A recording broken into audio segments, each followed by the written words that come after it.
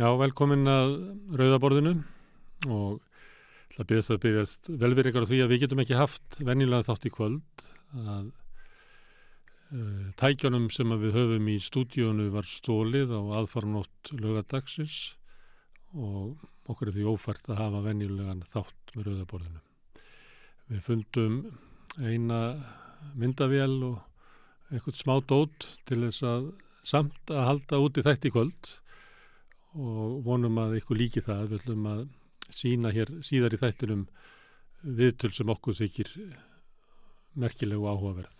Það er að frétta að samstöðinni að eftir að fréttir bárust af þessu innbróti þá ringdi yfir okkur stuðningi og fólk lagði inn á reikning Alþýðufélagsins sem eigandi samstöðarinnar.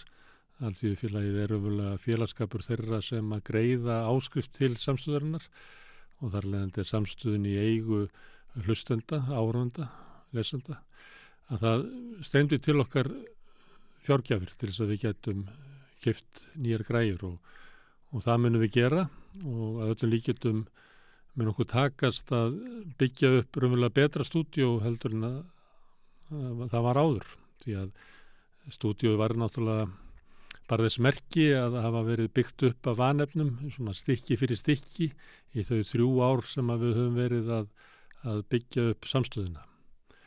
Og áfallið við innbrótið var tengt því, það var náttúrulega áfall þeirra sem höfðu tekið þátt í því að nurla saman til þess að auka útgáfuna hægt og bítandi. Það töpuðust þarna margir mánuðir, mörg ár af vinnu fólksins. En það sem að gerðist líka var að fólk skráði sig sem áskrifundur að samstöðinni. Þannig að Alþýðufélagið var aldrei staðið sterkar og samstöðin raunverulega aldrei átt bjartari framtíð en akkurat núna. Og ef að þið viljið taka þátt í þessu þá hveti ég ykkur til þess að gerast áskrifundur að samstöðinni og ganga þar með í Alþýðufélagið og þar með eiga samstöðina í félagi með öðrum félögum í Alþýðufélaginu með því að fara inn á samstöðun.is, það er hnappur sem heitir skráning. Það er líka hægt að finna á samstöðinni reikningsnúmer ef að þið viljið leggja í púkið svo að við getum keypt nýjar kamerur og annað dót sem að þarf til þess að byggja upp gott stúdíó. Markmið okkar er að mæta hér fljótlega þegar við eigum meira en eina myndavél með raunverulega öflugri dagskrá heldur við höfum haft og fleiri þætti. Og líka með dreifingu með fleiri rásum, eða við höfum dreift aðalega á Facebook og YouTube og svo náttúrulega á síðun okkar samstöðun.is, en við ráðgerum að senda samstöðuna líka út á útvarpsbylgjum mjög fljótlega. Þetta erum við að vinna á sama tíma og við erum svona að átta okkur á stöðinni. En hugmyndin var svo að það sem við getum ekki tekið upp ný viðtöl var að sýna allavega í kvöld og kannski næstu kvöld að þróa hægt og bítandi hér einhverja dagskrá en að sýna í kvöld og kannski næstu kvöld viðtöl sem að við teljum að hitti í atburði dagsins í dag. Og í kvöld að þá munum við vera með 4 viðtöl. Hérna aftast birtum við viðtal við Ragnar Þór Ingólfsson sem var tekið það leyti þegar hann var að lýsa því yfir að hann ætlaði að efna til mótmæla sem að verða núna á laugardaginn á Austurvelli klukkan 2 og við hvetjum alla til þess að mæta þangað. Það vera mótmæla aðgerðarleysi stjórnvalda gagnvart efnahagsástandinu, vaxandi verðbólgu og lífskjara kreppunni sem að grefur undan lífskjörum fólks, einkum þeirra sem að eru með lágar tekjur og þeirra sem að skulda mikið. Í viðtalinu það svarar Ragnar því raunverulega hvers vegna hann vill mótmæla, hvernig hann vill mótmæla, hvers vegna hann sem leiðtogi í stærsta verkalýðsfélagi landsins telur að það sé meira gagna því að fólk sé á götum úti heldur en að hann inn í samningsherbergjunum og við förum bara gaumgæfilega yfir stöðuna, hvet ykkur til þess að fylgjast með því og hlusta á viðtalið við Ragnar. Áður en að við spilum viðtalið við Ragnar þá spilum við síðasta viðtalið sem ég átti við Ásgeir Brynjar Torfason stöðu efnahagsmála. Þar kemur líka fram vel hver staðan raunverulega og sérstaklega kannski að Ásgeir leggur áherslu á það að það er eins og stjórnvöld átti sig ekki á alvarleika stöðunar og hann fer mjög gaumgæfilega yfir það. Hvers vegna svo efnaðslega staða sem að við stöndum frammi fyrir núna graf alvarleg og hvers vegna við ættum að bregðast við. Áður en að kemur að Ásgeiri að þá spila ég viðtal við Kristínu Hebu Guðjónsdóttur sem framkvæmdastjóri Vörðu sem rannsóknarsetur BSRB og ASÍ. Þau birtu í síðustu viku árlega rannsókn sína á kjörum launafólks og þar kom fram að kjörin hafa snöggversnað. Það kemur mjög glögglega fram í þeim niðurstöðum hvaða afleiðingar verðbólgan hefur og þó kannski sérstaklega viðbragðaleysi stjórnvalda gagnvart verðbólgunni. Að þegar stjórnvöld bregðast ekki við þá grefst mjög hratt undan þeim sem að standa verst. Það láglaunafólk, lágtekjufólk, getur við gert ráð fyrir líka. Það eru leigjendur, það eru innflytjendur sem eru með veika stöðu og húsnæðismarkaði og vinnumarkaði. Og það eru aðrir og einstæðir foreldrar sérstaklega sem að dregur bæði fram hversu hratt verðbólgan grefur undan kaupmættinum en það dregur líka fram að þegar það gerist hvað verndarkerfin okkar sem ætti að grípa barnafjölskyldur, grípa leigjendur, hvað þau eru orðin veik og hvað ástandið er veikt. En áður en að við heyrum í Kristínu Hebu að þá ætla ég að spila viðtal við Vilhjálm Hilmarsson sem hagfræðingur BHM. Hann hefur verið manna duglegastu til þess að draga það fram að hversu mikið góðari ríkir í fyrirtækjunum sem að mörg hver hlaða upp ofsagróða og greiða eigendur sínum háar fjárhæðir í arð. Miklu meira heldur en var fyrir COVID og það má eiginlega segja það að í mörgum geirum þá hafa fyrirtækin aldrei haft það betra en núna. Stundum þegar við heyrum verkalýðshreyfinguna tala þá verið að tala almennt efnahagsástand í samfélaginu, svona almennt ástand en Vilhjálmur hefur manna duglegastur að draga fram raunverulega hver staða fyrirtækina því það ekki bara svo að launafólk eigi að stefna á því að fá launi sín verðbætt út af verðbólgunni, heldur að launafólk líka stefna á því að fá hlutdeild sína í aukinni framleiðni og auknum betri hag atvinnugreinanna eins og stórútgerðarinnar, álbræðslunar og þarfram til göttunum. Ég vona að þessi yfirferð með því að raða þessu saman, þessum 4 viðtalum sem að öll ná svolítið að fanga tíman og svolítið kalla á okkur að bregðast við alvarlegur í stöðu, hjálpa ykkur til þess að skilja samtíman. Og vonandi tekst okkur sem fyrst að koma hingað með nýtt efni og ný viðtöl sem að ná betur að greina stöðuna akkurat í dag. En ég held að þessi pakki í kvöld, ég allavega glaður með að geta boðið ykkur upp á hann miðað við aðstæður. Njótið vel.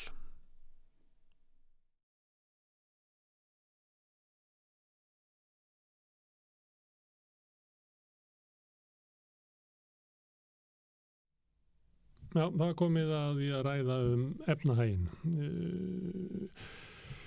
Við lifum á verðbólgutímum sem verðbólgan étur kaupmáttinn og fer verst með þá sem eru tekjulágir. Vextirnir fara illa með þá sem eru skuldugir. Í þessu ástandi kemur fram að veikleikarnir í velferðarkerfinu okkar sem að grípa síður þá sem að velferðarkerfið ætlað að grípa eins og fólk með mikla framfærslubyrði, ungar fjölskyldur með börn, þá sem að skulda mikið og þurfa að borga háa vexti og þar fram eftir göttunum.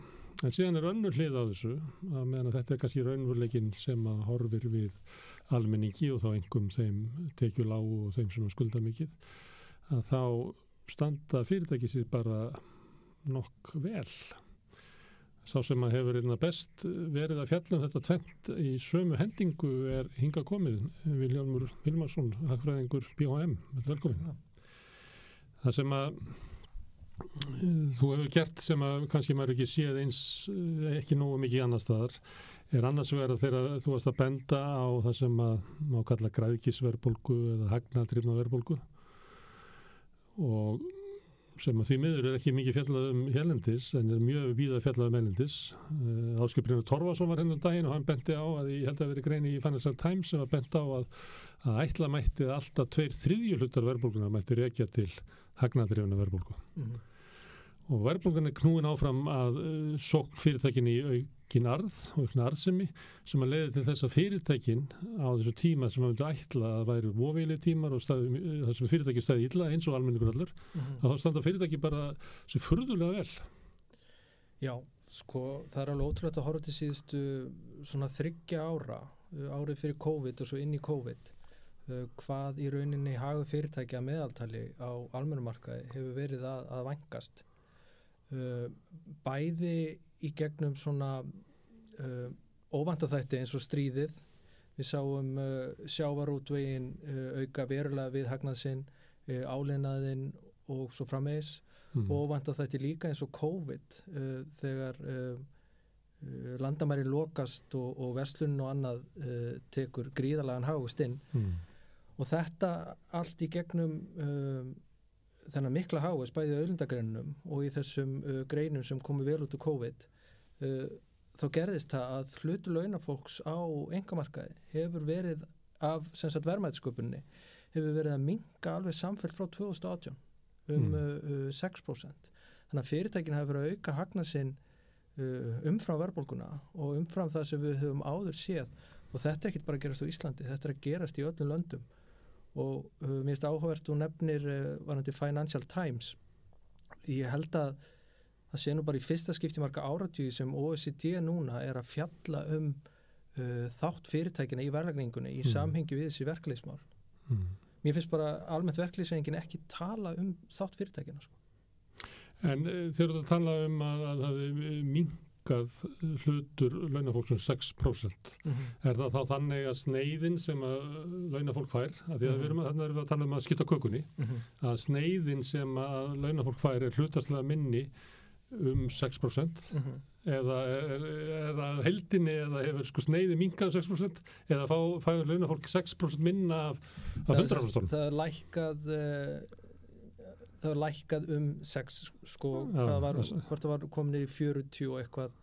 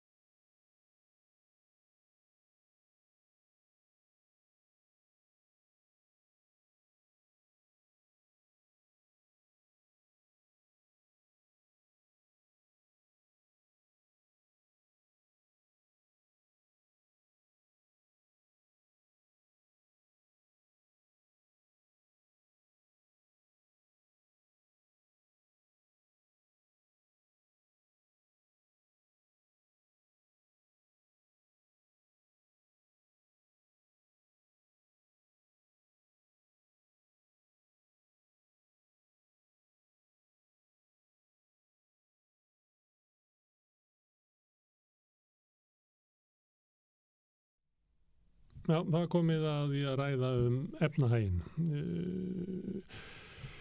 Við lifum á verðbólgutímum sem verðbólgan étur kaupmáttinn og fer verst með þá sem eru tekjulágir.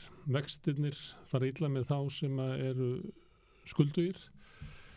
Í þessu ástandi kemur fram að veikleikarnir í velferðarkerfinu okkar sem að grípa síður þá sem að velferðarkerfið er ætlað að grípa eins og fólk með mikla framfærslubyrði, ungar fjölskyldur með börn, þá sem að skulda mikið og þurfa að borga háa vexti og þar fram eftir göttunum. En síðan er önnur hlið á þessu, að meðan að þetta er kannski raunveruleikinn sem að horfir við almenningi og þá einkum þeim tekjulágu og þeim sem að skulda mikið, að þá standa fyrirtæki sér bara nokk vel. Sá sem að hefur best verið að fjalla þetta tvennt í sömu hendingu er hingað komið, Vilhjálmur Hilmarsson, hagfræðingur BHM. Velkomin. Það sem að þú hefur gert sem að kannski maður ekki séð eins, ekki nógu mikið annars staðar, er annars vegar þegar þú varst að benda á það sem að má kalla græðgisverðbólgu eða hagnaðdrifna verðbólgu og sem að því miður er ekki mikið fjallað hérlendis en er mjög víða fjallað hérlendis.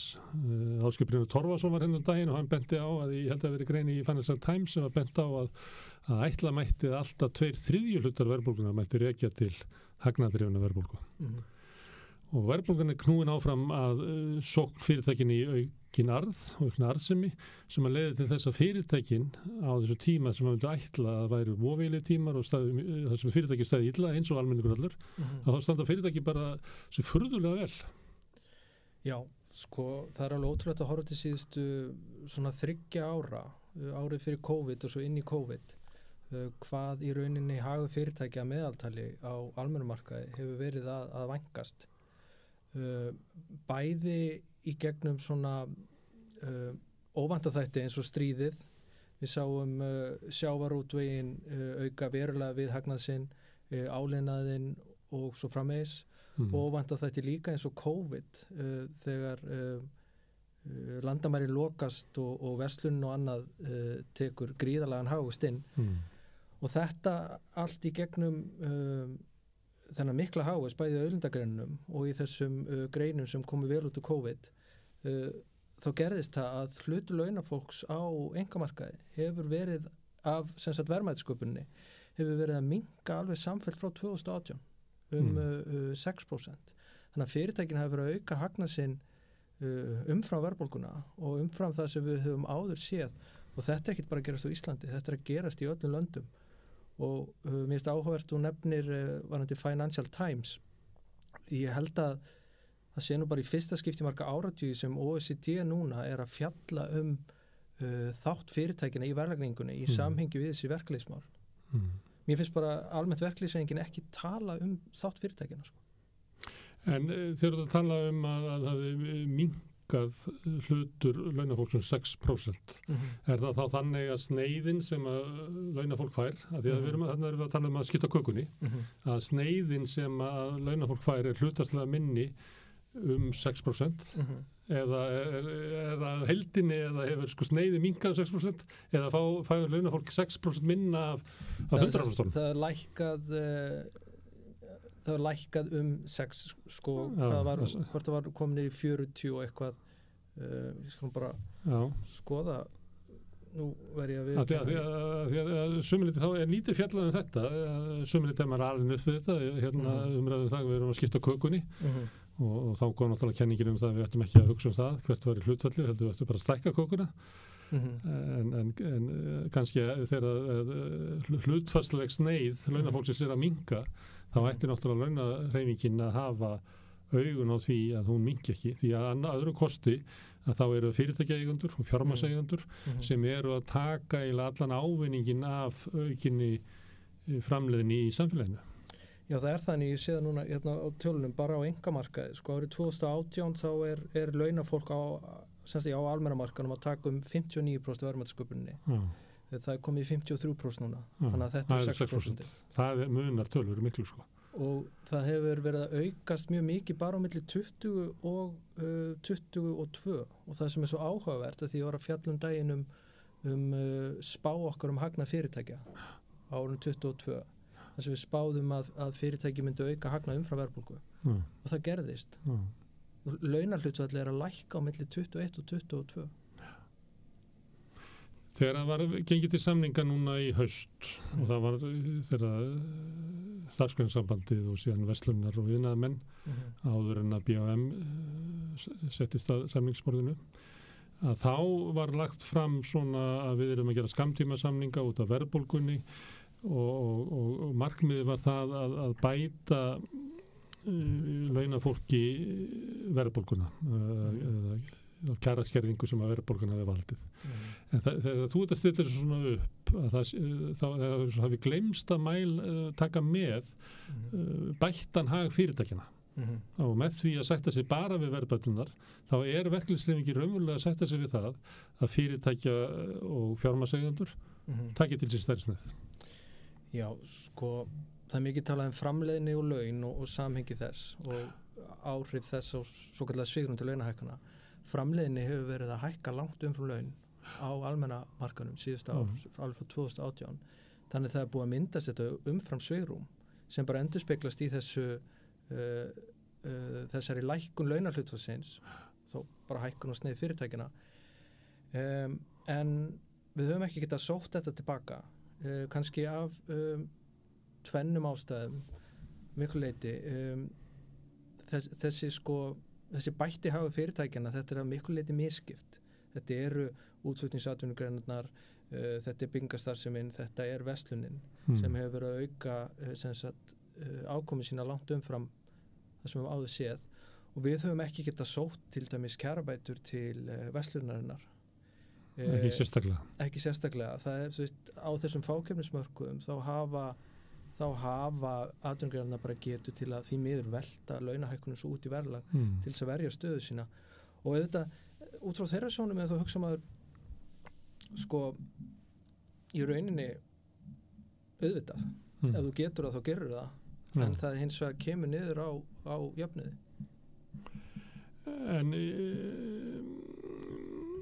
En kom innan Finnbjörn Hermannsson sem að síðar var kjörinn forseti ASÍ.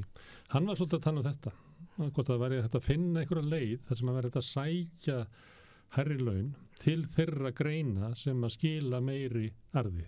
Eins og að verkalýðshreyfingin get ekki látið bjóða sér að vera alltaf að semja gagnvart þeim fyrirtækjum þeirrum geirum sem að hafa það verst og þar leiðandi þá ertu eiginlega að gefa alla framleiðniaukninguna til stórútgerðarinnar, til stóriðunar, til verslunarfyrirtækjana að það þyrfti eiginlega að finna leið til þess að brjóta þetta. Það væri ekki alltaf að vera að semja við lægsta meðaltalið.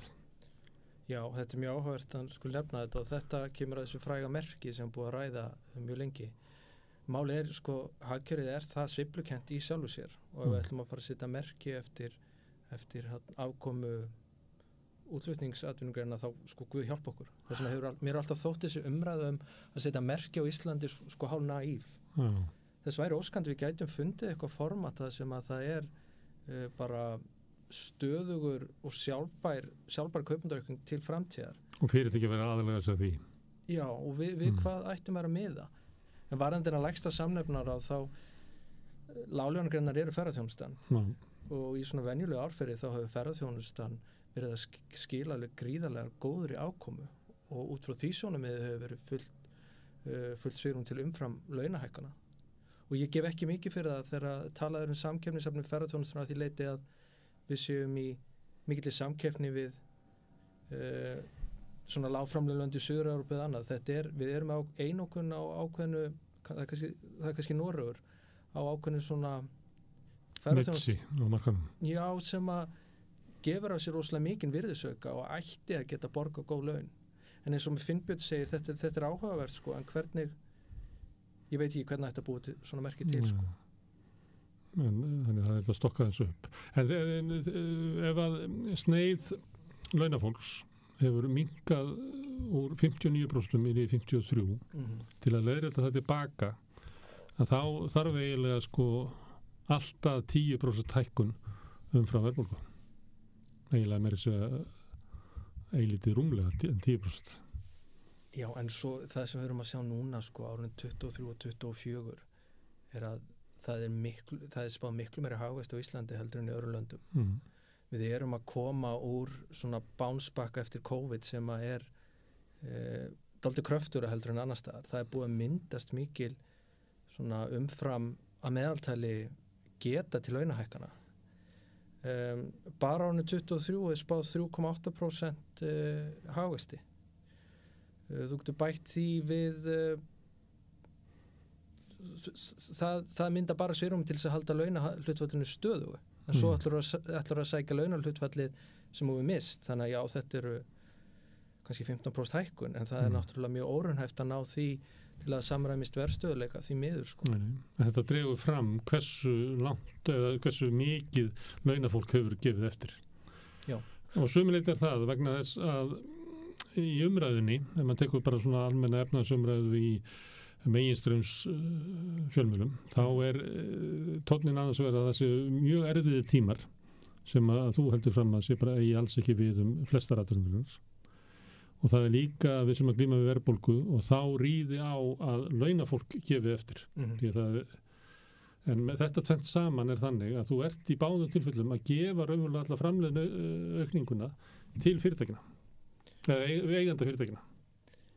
Já, þeir hafa grætt meira á því heldur en aðrir undanfarið og þetta sko atvinnulífinu og stundum með hjálp stjórnvalda hefur tekist helviti vel að tala að ábyrgð sé bara ábyrgðin sé bara launafólks. Ég sakna þess rosalega að það sé talað að meiri svona balans verðmætasköpuna eins og því hjá BHM hefur verið að gera.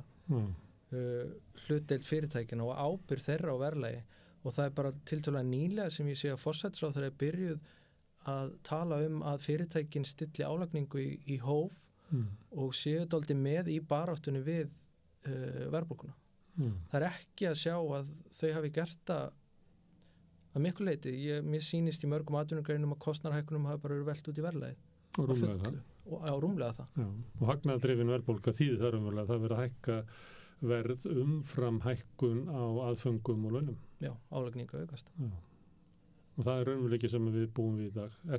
Horfur á til dæmis í síðustu viku þegar Hagstofan birtir mælinguna á verðbólgunni, horfur á það það var náttúrulega flugfélögin hækkuðu gríðlega mikið, matur ennþá að hækka og voru ekki svona fyrirbrigðis og húsgögn og eitthvað sem voru að hækka sem maður ekki alveg þetta tengja við neitt sérstætt. Ekki gengið eða útsölun þessu búnar, löngu búnar og þetta miklu hærra heldur en áður en útsölun það byrjuðu og munurinn miklu meiri heldur en getur verið gengisbreytingar eða verðhækkanir erlendis, þannig að það margt sem bendir til þess að þetta sé einmitt staðan á Íslandi að verð sé að hækka langt umfram tilefni. Já, það margar vísbendingur það, en það, eins og við komin á áðan varandi hagvöxtinn, það náttúrulega annað að gerast, að hagkerfi að starfa við mikla þenslu, það gríðarlega mikill hagvöxtur. Enn sem komið staða heimila meðaltali góð, sparnaður eftir COVID og svo framvegis, þannig að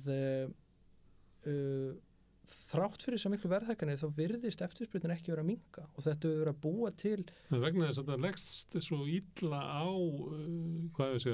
neðsta þriðjungin. Sem eru tekjulegstur og innan hans eru þeir sem eru skuldugastir, kannski.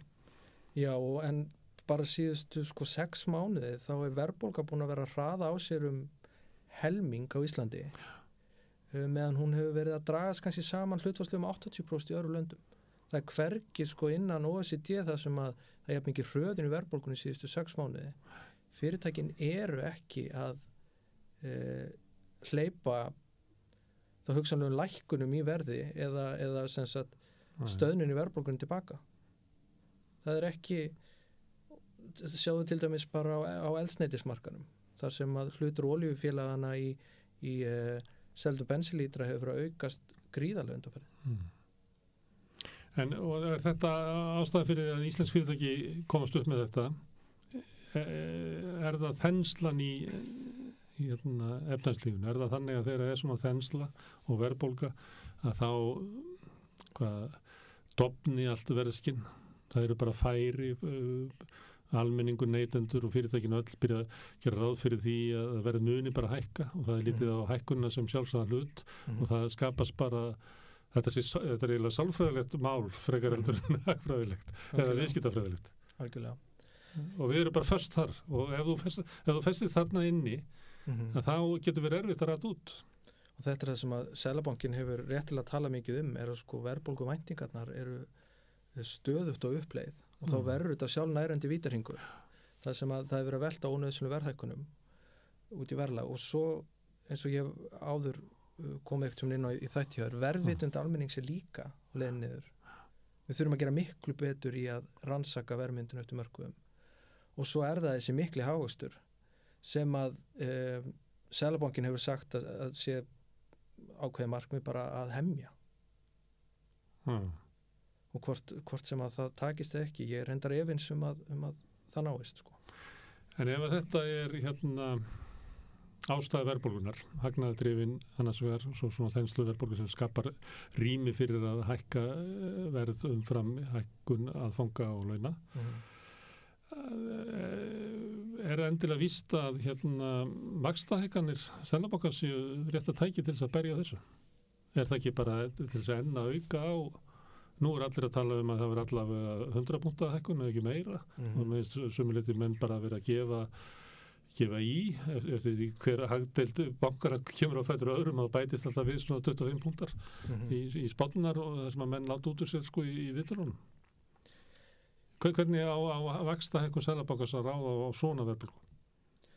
Með vaxtahækkunum er bara svona einfalt séð markmiðið að rýra ráðstöfunartekjur almennings í kaupmætti og auka ástæðu til sparnaðar en það virðist vera að það sé ekki nóg og í gegnum hennar mikla hagvöxt þá er ég bara mjög efins að vaxtahækkanir séu að býta einhverju leyti. Það slæðir ekki á þensluna að segjum þessi í ferðaþjónustunni ef að hún er í svona miklu búmi að þá breytir það hjá þeim sem er að taka ákvarðanir ég meina ef að búmið er nógu mikið að þá bara taka þau bara telja sig geta unnið á vaxtahækkuninni jafnóðum sko, þá er kannski 1%, 2%, 3%, 4% vaxtahækkun er kannski sára lítið ef að vöxturinn er 50% sko. Já, það er spurning sko hvenar og hvort þessar vaxtahækkanir fari að býta og þó sérstaklega sko á húsnæðismarkaðin. Þetta er náttúrulega alveg magnað að sjá að húsnæðismarkaðin skuli halda áfram í þenslu núna en það er líka vegna gríðarlegs innflutnings á vinnuafli og vegna fólksfjölgunar. Þannig að þenslan er á öllum jöðrum. Eftirspurnin eykst. Það er að koma fólkinu einhver stærnundi þakk. Framleiðslan minnkar. Það eru ábendingar það frá samtökum iðnaðarins. Framleiðsla húsnæði þeir gera það að 1500 íbúðum sem að voru í byggingu eða í ráðagerðir í byggingu að þá reiknu félagsmenn í samtökum atvinnulífsins að draga það niður í 500. Já, mér finnst þetta reyndar fremur ótrúlegt að því að það eru alveg fyrir sér að byggingariðin að vera mjög arbært í framtíðar og þarna verið að spurja byggingaverktaka og maður velti fyrir sér hversu margt þetta er. En akkur ættu þeir ekki að segja bara eins og hlutinir eru að þeir séu að hægja á framkvæmdum? Ég held sem ég lókist að séu að hægja á framkvæmdum en hvort að verði svona mikil samdráttur líka ljósið hvað er mikil eftirspurnaþrýstingur bæði vegna fólksfjölda og háastar það finnst mér mjög ólíklegt en bara til þess að svara þessu kannski einfalt varandi vaxtahækkanirnar ég er ekkert viss að frekari vaxtahækkanir muni býta mikið ég og bara eftir að sjá það gerast sko. Og ef að það væri að við ættum að fara með vextinu upp þangað til að byrja örugglega að býta og berja niður þensluna og verðbólguna að þá erum við kannski að tala fara undir bókurundu bara 12 og 13% vexti eða eitthvað bara miklu herra. Það verður alltaf ekki virkað þetta að hækka þetta 25 og 50 og 75 og 100 punta. Nei, já, þá það er ákveð markmið gerir á fyrir að koma raunvöxtum yfir núlið og þá við erum að tala kannski 11-12% vexti sérstaklega þenslan heldur áfram en þá ertu líka kannski farin að fá annars konar kostnað sem birtist þá sérstaklega hjá þeim sem eru í lægri tekjuhópa. Þetta alltaf að vega saman. Þú erum að ganga frá eiginlega lífskjörum lægsta 5000 og rúmlega það. Í slíkri verðbólgu og slíkum vöxtum. Já, ég hugsa stjórnvöld þurfi þá allavega að koma til hjálpar sko. Þú segir að varandi raunvexti, jákvæða raunvexti, nú maður heyrir þetta svolítið í umræðinni að það sé eðlilegt að stýrivexti séu jákvæðir með raunvextir, en það virðist ekki vera hjá neinum öðrum seðlabanka. Þeir eru allir með sína stýrivexti í bullandi neikvæðir raunvextir. Af hverju er þessi áhersla lögð á Íslandi að verja fjármagnum með þessum hætti? Þeir eru nú alltaf bara sagt að það sé óæskilegt ástand upp á peningastefnuna og fjárfestingastig í landinu ef að raunvextir eru í mínus. Og svo líka að það sé þessi meiri þensla á Íslandi, en mér finnst þau kannski ekki vikt að það þarf að skýra þetta eitthvað betur eins og þú segir sko að aðri seðlabankar sé ekki að hækka jafn skart. En þú sér hins vegar að þrátt fyrir þessa hækkun þá er þetta til dæmis ekki að býta á húsnæðisverðið. Af hverju virka ekki lögmáli peningastefnuna hérna? Það er bara áhugavert rannsóknir. Kannski virkar ekki peningamagskenningin? Veit ekki. Það eru menn sem hafa sett þetta rauða borðið aldrei í fram. En svo hefur verið að benda á þetta mikinn hagnað fyrirtækina og aukna hlutil þeirra í framleiðinni, og sömuleitt hefur Ragnar Þór Ingólfsson verið að benda á þetta. En að öðru leyti kannski ekki margir aðrir. Nei, ég saknaði þess kannski dálítið að verkalýðshreyfingin sé meira að tala á þessum nótum, bæði kannski fara inn í svona þjóðhagfræðileg samhengi og þetta. En þetta er bara staðan eins og inn í langtímasamninga að við erum með lægri hlutdeild launafólks í verðmætasköpuninni heldur við höfum áður séð.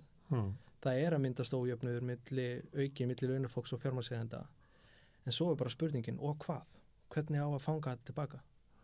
Segjum að það væri að verkalýðshreyfingin ákveður að ná þessum 6% aftur tilbaka og fengi það í gegn að laun eru hækkuð sem því nemi, sem er 10% pluss.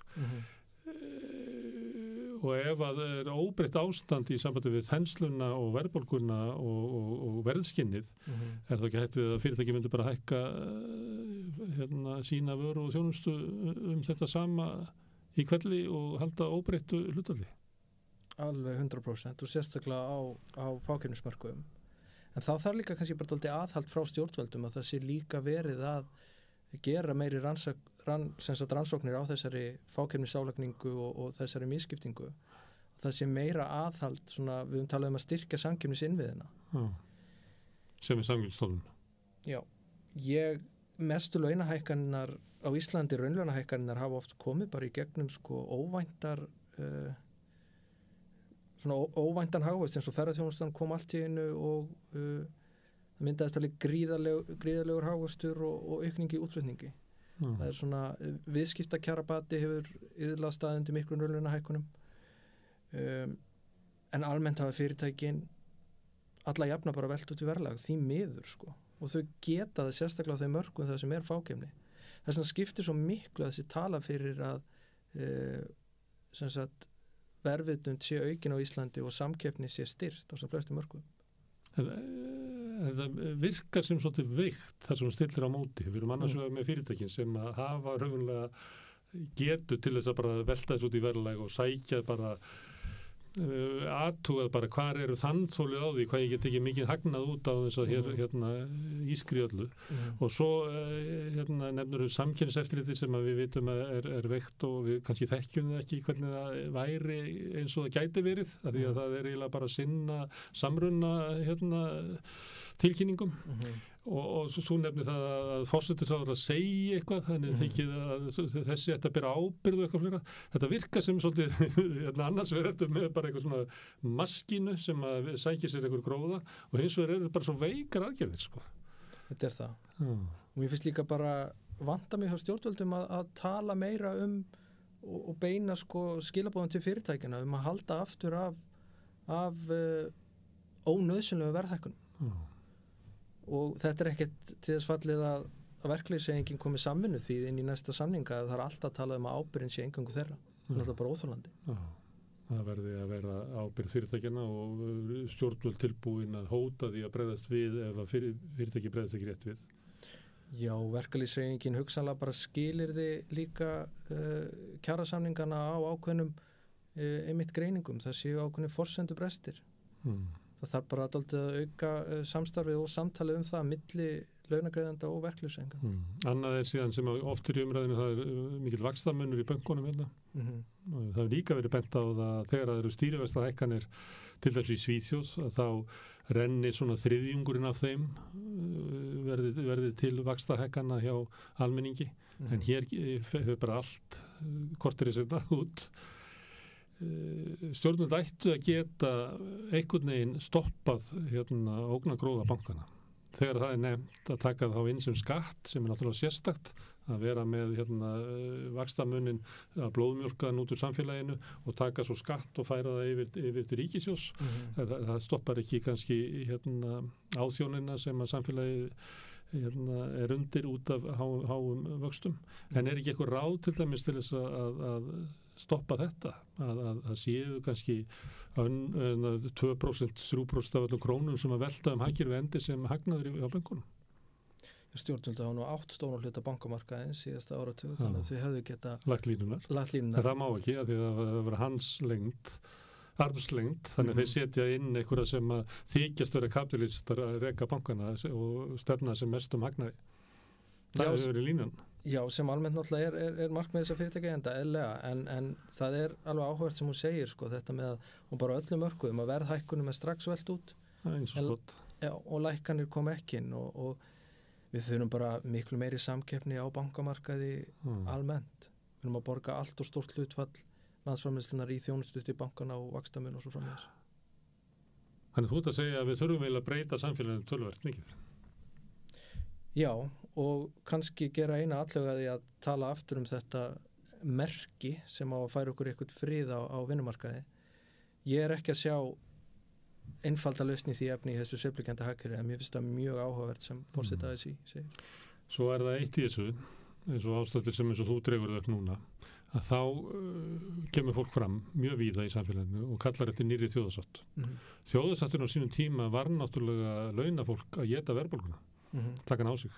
Það var eiginlega þessi víxlverkun gengisfellinga og launahækkana var stoppað á almenningi. Þannig að almenningur tók á sig launahækkuna. Það er verið að tala, þannig að stemmingin lausnir á þessari aukinni þenslu og aukinni verðbólgu og svona, hún er öll í áttina á því að sko launafólk taki á sig enn frekari fórnir og bara kingi þessari verðbólgu. Þannig að það horfir ekki vel, Vilhjálmur, með það sem þú myndir vilja sjá út úr þessu. Við hvernig umræðin að þróast. Nei, það er bara eins og segir, sko, ég var frá 90 til 95, þá er engin kaupmáttaraukning á Ísland og kaupmáttar yrnu. Þú er svo ungur, sko, ég var til á þessu tíma. Þetta hafði bara rosaleg áhrif á Íslands samfélag. Mér fannst þetta að vera svona tíminn, kannski að því ég var á þeim aldri þá, en mér fannst þetta að vera tíminn þar sem að var svona stöðnun og ég var fyrst við það að svona launafólk væri hrætt við að missa vinnuna, að það gæti lent út í atvinnuleysi og öðru slíku. Þannig að þetta var þetta tímabil sem hefur verið að mæra alltaf sem þjóðarsáttasamninga, þetta var mjög erfiðu tími fyrir launafólk og ég er að nefna þetta vegna þess að stundum er kjara rýrnun eitt ef að það bragga síðan annað, að mér fannst þetta koma inn þá þessi svona tilfinningum að þú sett einhvern veginn undirsettur sem launamaður og uggandi. Þetta var mjög erfiðu tími og alveg magnað að hvað jáfnvel fórustu fólk í verkefnishreyfingunni mærir þennan tíma mikið. Já, þetta er náttúrulega kannski þægileg eftiráskýring því eftir þennan tíma þá hefst lengsta og samfellda kaupmáttaraukningatímabil í sögunni. Það voru fleiri þættir sem koma þar inn. En það sem er grundvöllur, sko, ef það á að ná einhvers konar þjóðarsátt aftur er samt líka aukið traust á milli verkalýðshreyfingar og atvinnurekenda. Og það er alltaf talað þannig eins og verkalýðshreyfingin sé óskynsama aðilinn. En þegar við sjáum það bara trekk í trekk að það er verið að semja núna til dæmis launahækkanir sem eru mun minni en svigrúmið og verðbólgan heldur áfram. Og eykst. Sko. Auðvitað er ekki traust. Ég er alveg vissum að það væri fullkomið traust að þá hefði jafnvel verið samið engar hækkanir gegn því að verðbólgan væri farin innan 5 mánaða. En það er ekki verið að stefna þjóðarsátt sameiginlega. Það er verið að tala miklu meira ábyrgð annars aðilans, launafólks heldur en hins. Og Og það þannig að þegar þeir sömdu, ef maður telur upp nöfnin á þeim, fyrst Vilhjálmur Birgisson og síðan Ragnar Þór og Kristján Þórður, að þá eru þeir að semja það að þessi markmið að ná niður verðbólgunni og hinum megin setja fulltrúar fyrirtækjaeigenda og lofa því að verði haldið aftur af verðhækkunum. Leið og búið að skrifa undir að þá fer í gang þessi hagnaðardrifna verðbólga sem þú ert að lýsa. Þannig að ég, bæði Kristján Þórður og Ragnar Þór hafa komið hingað og lýsti við bara fullkomnu vantraust í gagnvart samningsaðferðum. Það sem var bara ekkert að marka það sem var sagt við samningsborðið. Þeir ætluðu sér aldrei að standa við það að halda eitthvað aftur á verðhækkunum fyrirtækja. Nei, og þegar þú lendir trekk í þessu eins og þeir hafa gert og hafa mikla reynslaf, þá ég ekki hissa að það sé erfitt að stefna eitthvað svona þjóðarsátt. Og það verður líka held ég ómögulegt að stefna þjóðarsátt fyrir næst eitthvað svona sátt auðlindirnar. Þegar þú ert með atvinnugreinar hérna sem skila sögulega sér svo miklu meiri hagnaði heldur en aðrar. Þú ert með tvöfalt hagkerfi, innanlandshagkerfið og erlenda hagkerfið. Fyrir að næst eitthvað svona sátt þetta þá verður ekkert sátt á vinnumarkaði. Mér finnst það mjög ólíklegt. En því miður umræðan þjóðarsátt hljóma svolítið eins og menn sé að tala sinna á það að almenningur að taka á sig höggið til þess að kveða niður verðbólguna. Það bara kynginni. Já, mér þetta reyndar mjög áhugavert ef atvinnurekendur með eitthvað töfraformúlu 2% kaupmáttaraukningu næstu 20 árin og meiri stöðuleika í atvinnulífinu, í sem sagt efnahagslífinu. Ég held að allir myndu kvitt undir það. En þeir leggja það ekki fram? Nei. Þeir vilja hafa líka möguleikan á því að geta komið fram að segja sér voveili tíma framundan og hér sé ekkert svigrúm og þannig þeir vilja svolítið spila þetta þannig. Já, en maður skoðar samt fréttir bara 15 ára aftur í tíman, þá alltaf satt sér ekkert svigrúm og háð hagvexti. Þetta orðið fremur þreytt. Og við þurfum bara kannski að fara að geta talað svigrúmið á okkur bili. Það alveg hægt að afmarka það. En svo alltaf þessi mikla óvissa í hagkerfinu á hverjum tíma sem að blasi við launafólki og atvinnurekendum. En það ekki bara launafólk sem á að bera hattana henni Herðu, Vilhjálmur, takk fyrir að koma hingað og tengja ykkur aðeins fyrir raunveruleikann í efnahags. Takk fyrir. Herðu, við ætlum að snúa.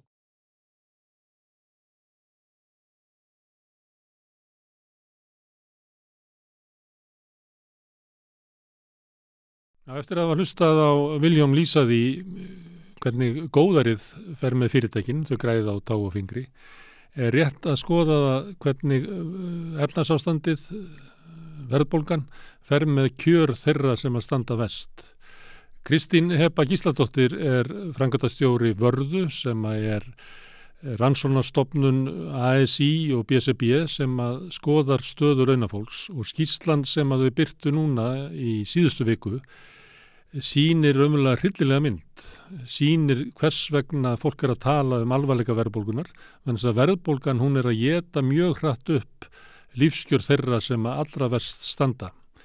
Án efa var birting skýrslunar í síðustu viku, frétt þeirra viku, en því miður var lítið hana að fjalla, það var meira að fjalla gríningu Karls III held ég. En þið skulle hlusta á hvað Kristín Heba segir, gjör svo vel.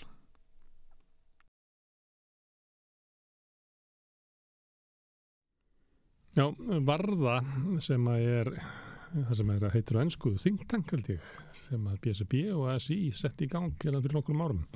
Sendi frá sér í dag skýrslu stöðu launafólks á Íslandi. Kristín Heba Gísladóttir, forstöðu kona, það ekki titillin? Jú, framkvæmdastjóri. Framkvæmdastjóri, verður velkomin. Takk. Hérna staða launafólks á Íslandi, hver hún? Hún ekki góð. Hún verri enn í fyrra. Sífellt hærra hlutfall, ekki endum saman, býr við efnislegan skort, býr við þungan kostnað af húsnæði sínu og það sem við höfum gert, þetta nú í 3. skipti sem við erum að leggja þessu könnun fyrir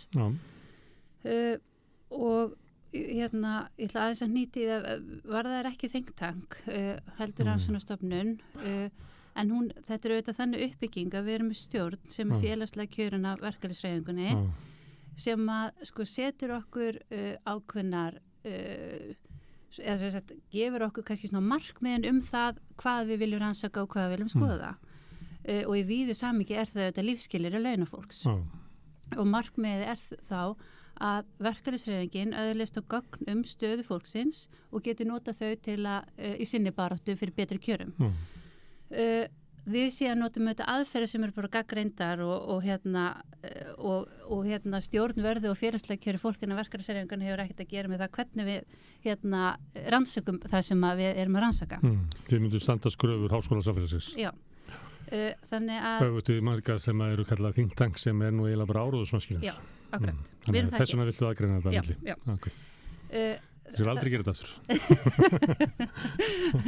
Já, en ég skil þessi ykkur hugrenningatengst en þetta eru þetta mjög tengt verkalýðshreyfinguna af því að það eru 4 í stjórnverði sem eru félagslega kjörnir en þeir ákveða ekki hvernig við vinnunum okkar heldur bara hvað við rannsökum. Okay. Það fyrst að við erum komið þannig svona á byrjunum. Hvernig fyrir rannsóknin fram? Þetta er netkönnun. Þetta er netkönnun sem varða býr til spurningarnar og við erum auðvitað búin að þróa það talsvert mikið núna á þessum 3 árum og það þannig að við teljum okkur núna á hverju ári erum betur og betri könnun. Síðan eru það aðildafélögin sjálf sem að senda könnunina út á sína félaga þannig að og þeir svara henni þá í gegnum bara hlekka tölvupósti eða hlekkina mínu svíðum eða eitthvað svo leis og síðan fáum við gögnin í hús og núna eru við með 14.198 svör. En þetta er heildaþýðisúrtak sem þýðir það að við myndum gjarnan vilja að allir félagar í aðildafélögum ASÍ og BSRB myndu svara könnuninni og það eru næstu því 168.000 manns. Og þetta er auðvitað langstæsti hluti launafólks og vinnumarkaði innan þessara 2 heildasamtaka. En svarhlutfallið er 8,5%. Sem kannski ekki ólíkt því sem við sjáum í kosningum kjarasamninga hjá stéttarfélögunum sem eru auðvitað búið að vera margir núna á þessu ári. Og fólk sem gerir kannanir getur sett sig við það úrtak eða það er niðurstöður ef það hefur einhver aðferði til þess að reikna það upp og niður út og suður.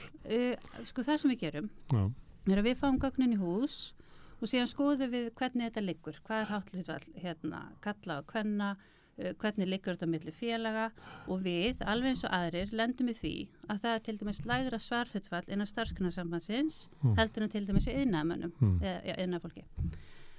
Og það sem við gerum er að við vigtum gögnin þegar þau komin í hús þannig að svörin hjá iðnaðarmönnunum við drögum úr þeim í samræmi við félagatali ASÍ og BSRB og þau sem er innan SGS vægi þeirra að svara hækkar og það sem við stöndum uppi með og skoðum síðan við skoðum gögnin á þess að vigta þau og vigtum þau, við pröfum að vigta þau eftir gögnum frá Hagstofunni og pröfum að vigta þau eftir gögnum frá út frá félagatali ASÍ og BSRB. Og þegar við erum búin að vigta þau eftir vigtinni út frá félagatali ASÍ og BSRB að þá sjáum við að svarenda hópurinn okkar, hann endurspeglar mjög vel þýðið með tilliti til búsetu, aldurs, kyns og innflytjendastöðu. En það sem er ástæðan fyrir því að við erum með þessa aðferð sem er ólík því sem að flestir eru með tilvílunarkennt úrtak og þjóðskrá og bara allt gott að blessa með það. Við erum hins vegar rannsóknarstofnun sem starfar og er fjármögnuð af ASÍ og BSRB og stærstu hluti launafólks á Íslandi sem eru erlendum uppruna er innan þessara 2 heildarsamtaka og það því finnst okkur mikil ábyrgðarhluti að svo aðferð sem við beitum að hún nái til þessara félaga eins og annara því það er ekki síður mikilvægt að vakta stöðu þeirra eins og annars launafólks og við erum með 27% af okkar svarendum eru innflytjendur. Er það ekki svipað og eru félagar í Alþýðusambandinu? Þó sögum ekki nákvæmlega tölur það. En, þannig þess vegna erum við bara örugg með okkar gögn. Þau eru mjög góð og áræðileg og það sem við getum líka gert. En hefur eitthvað verið að reyna að draga úr því? Já. Þessi aðferð hefur verið gagnrýnd. Hverju aðferð það? Það var náttúrulega í viðskiptablaðinu mikil umfjöllun þetta eftir síðustu. Það er náttúrulega að gera allt til þess að draga úr trúverðuleika þeirra sem að benda á báa stöðu launafólks. Já, og auðvitað kannski ef að fólk í fyrsta lagi finnst þetta bara það ótrúlegt að það kemst ekki þangað að skoða niðurstöðunar að þá kannski getur maður lítið sagt. En hérna þú veist, og það þá bara eins og það og þetta auðvitað bara þegar maður var í námi þá þetta auðvitað þá átti maður að lesa ritrýnda greinar og hnýta í aðferðafræðina og þú veist, ég meina það er alltaf hægt að gera það með alla aðferðafræði og það er engin leið fullkomin allt orka tímalis en það er líka mikilvægt að við séum að rannsaka stöðuna út frá mismunandi aðferðum því þessi rannsókn svo sannarlega vegur upp á móti þeirri skekkju sem er mjög algeng í könnunum þar sem að hlutur innflytjenda er gríðarlega lágur. Og áttu við að þá skekkju megi finna til dæmis í könnunum Hagstofunar á hvort að fjölskyldunar ná endum saman? Sko Hagstofun er að vigta sérstaklega upp, þau eru að reyna að bregðast við, en það er almennt fyrir þau sem eru að vinna í þessum spurningakannanabransa, þá er almennt erfiðar að ná til verkafólks og fólks erlendum uppruna. Þeir sem eru meira svara eru háskólamenntaðir konur. Þú telur það að ef það eru kannanirnar úti fjárhagsstöðu heimilanna sem að sýna, mildari niðurstöðu heldur en hjá ykkur, að það sé líklegasta skýringin er að þar sé hlutfall innflytjenda og lágt. Ég myndi fyrst skoða það. Sem eru helst láglauna fólk, sem eru helst á leigumarkaði, sem er helst svona jaðri húsnæðis. Það væri það fyrsta sem ég myndi skoða, með hvernig hópurinn er samsettur út frá þessu þáttum sem þú nefnir. Þú ert örugg með því ykkar aðfyrir? Já. Hún skammast þér ekki neitt fyrir þess? Nei. Ekki neitt? Nei, ég meina, þú veist, þetta eru þetta, sko, að mínum að þá finnst mér að varða sem er algjört gull í höndunum að vera hér með svör 27% innflytjendur og það er bara eitthvað og við höfum auðvitað fengið bara fyrirspurning hvernig náum við til þessu fólks og þá séum við, þetta er verkalýðshreyfingin og hún er og ég held að, þú veist, að ég sé ekki að gera lítið úr neinum en ég held að verkalýðshreyfingin hafi staðið sig hvað best í að byggja brú og tengsl við innflytjendur og ég held að varða byggi á þeirri góðu vinnu. Já, það er líka þannig að innflytjendur hafa sagt við mig að það að starfa inn að verkalýðshreyfingina það er eini vettvangurinn, eini aðkomin að einhverjum lýðræðislegum vettvangi sem þau hafa og það er aldrei kannski líklega að þau líti á þetta sem svona sitt svæði eða frekar heldur en að löggan eða Hagstofan eða eitthvað fulltrúi ríkisins sem þau hafa minni aðgengi að sé að spyrja. En ok, hvað eru neðstöðar? Þetta var vont og er að versna. Hvað segirðu? Þetta var vont og er að versna. Já, þetta er það.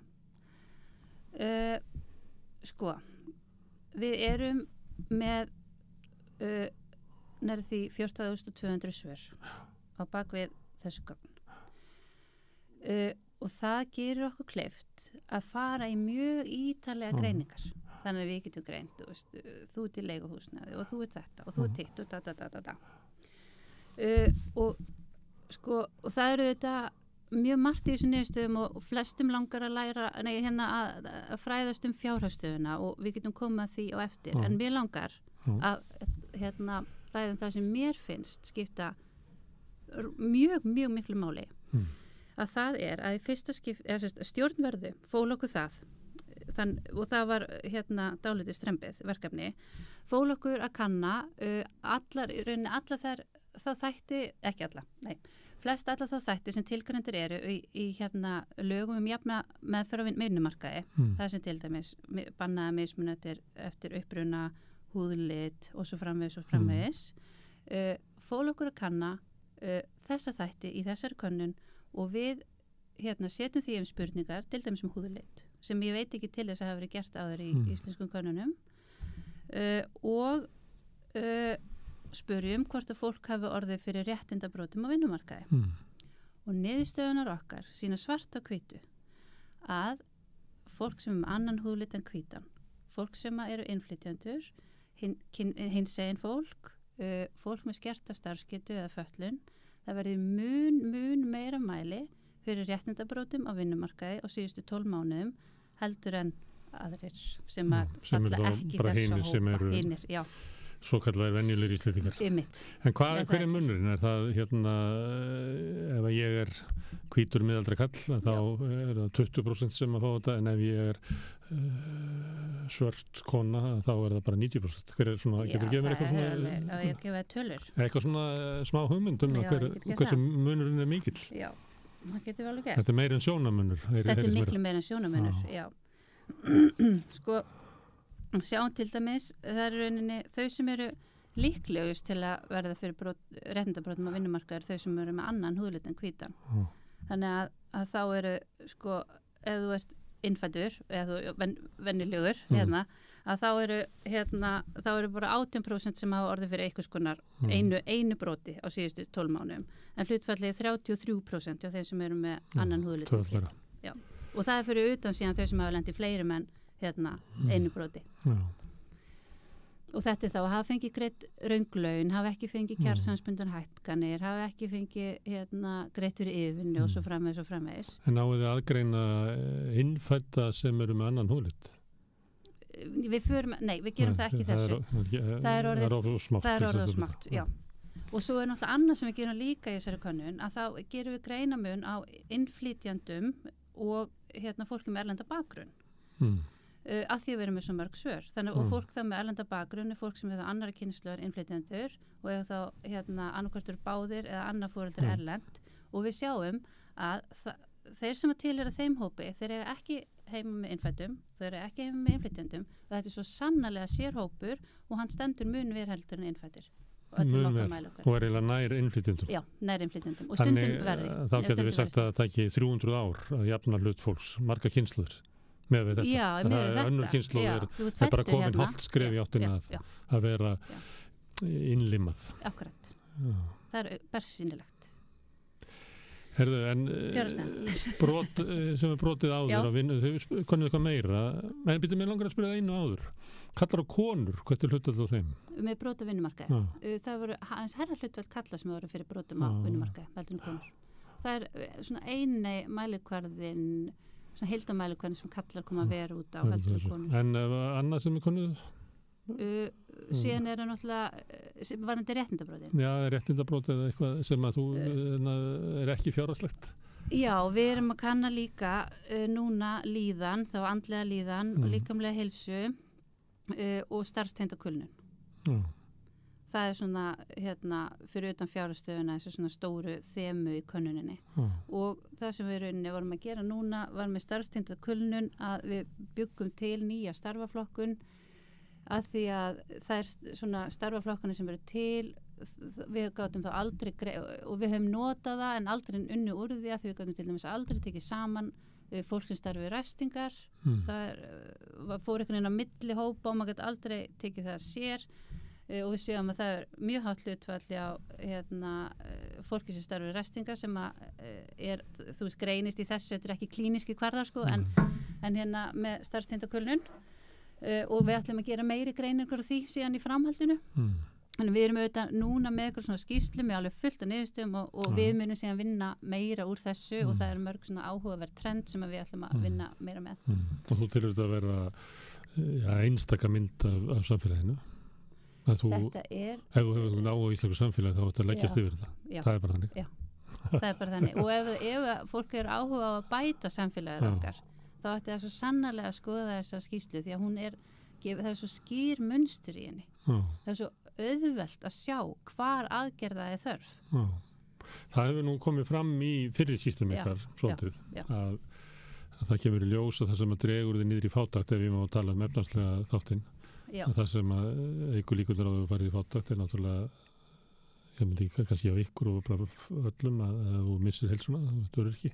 Þú ert í leiguhúsnæði, þú ert einstakt foreldri og þetta náttúrulega er rópandi ábendingum það að sko velferðarnetið eða kerfin sem eiga að tryggja jöfnuð virki ekki sko.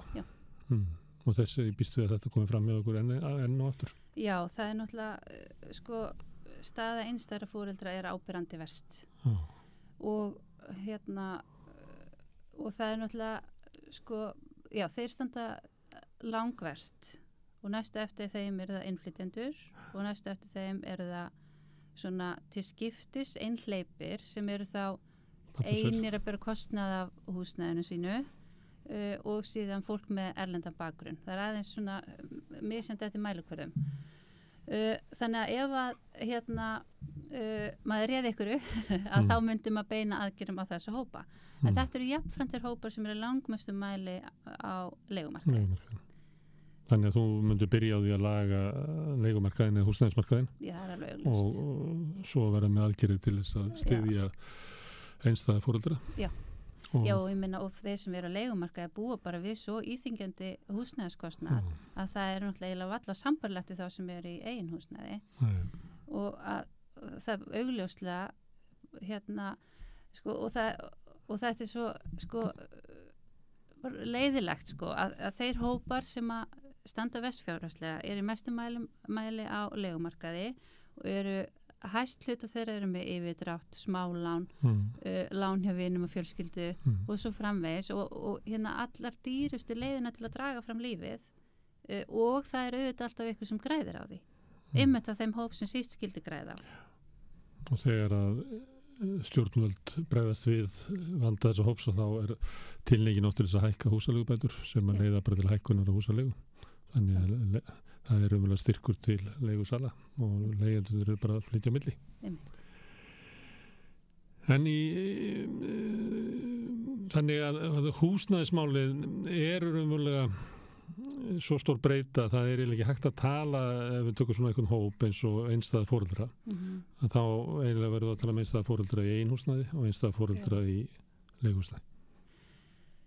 Það liggur við, ég er ekki að segja það sé, já, en ég meina það er bara sko svona almennt getur við sagt svona milli 70-80% af launafólki sé í einhúsnæði en það er 35% minnum mig hjá einstæðum foreldrum og líka mun lægra og það er líka svona lágt hlutfall hjá innflytjendum og þetta er alltaf sömu hópanir og þetta er í þriðja skipti sem að við erum að greina þetta út frá mjög svipum hópum og það er alltaf sömu hópanir sem við höfum áhyggjur af og standa bersinlega höllum fæti en fyrir utan það er auðvitað líka bara almennt trend til verri stöðu núna almennt yfir allt launafólk sem eitir öllum niður en þeim dýfst sem á stóðu verst fyrstir það er þannig, það er ekki það er bara þau með ítt hlutvarslega dýfst niður það ég menna það liggur hlutur í sæli og þetta sjáum við sko talsverða breytingu svo þegar við greinum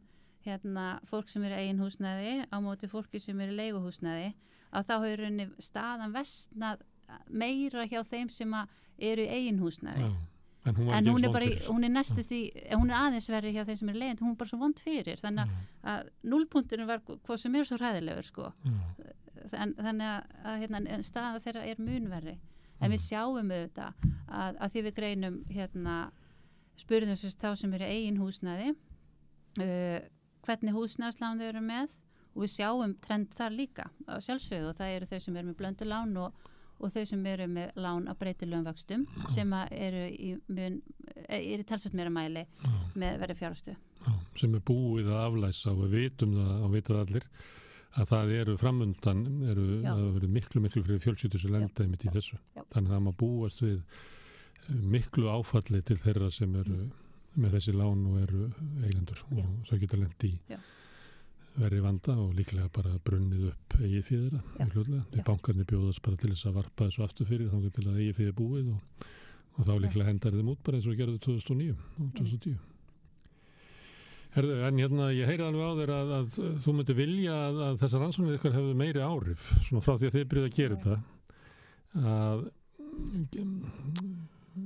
gætirðu tínt til eitthvað sem að mætti segja af aðgerðum ríkisstjórnar og stjórnvalda væru til þess að mæta þeim ákvöllum sem að kannanir ykkar eða rannsóknir ykkar hafa dregið fram? Nei. Sko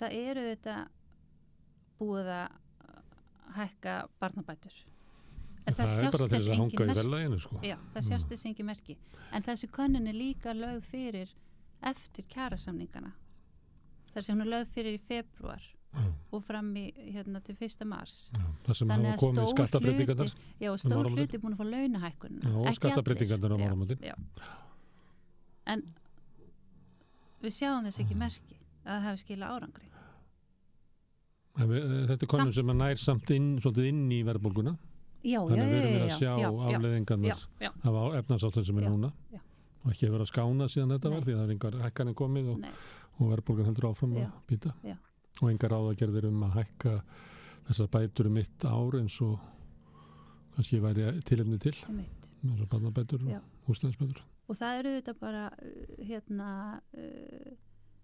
kemur manna óvart að því að við umræðum fátækt oft ótrúlega skringilega og varða gerði líka könnun fyrir Öryrkjabandalagið og það sem komið þetta fram að fjárhagslega þeir sem að taka lífeyri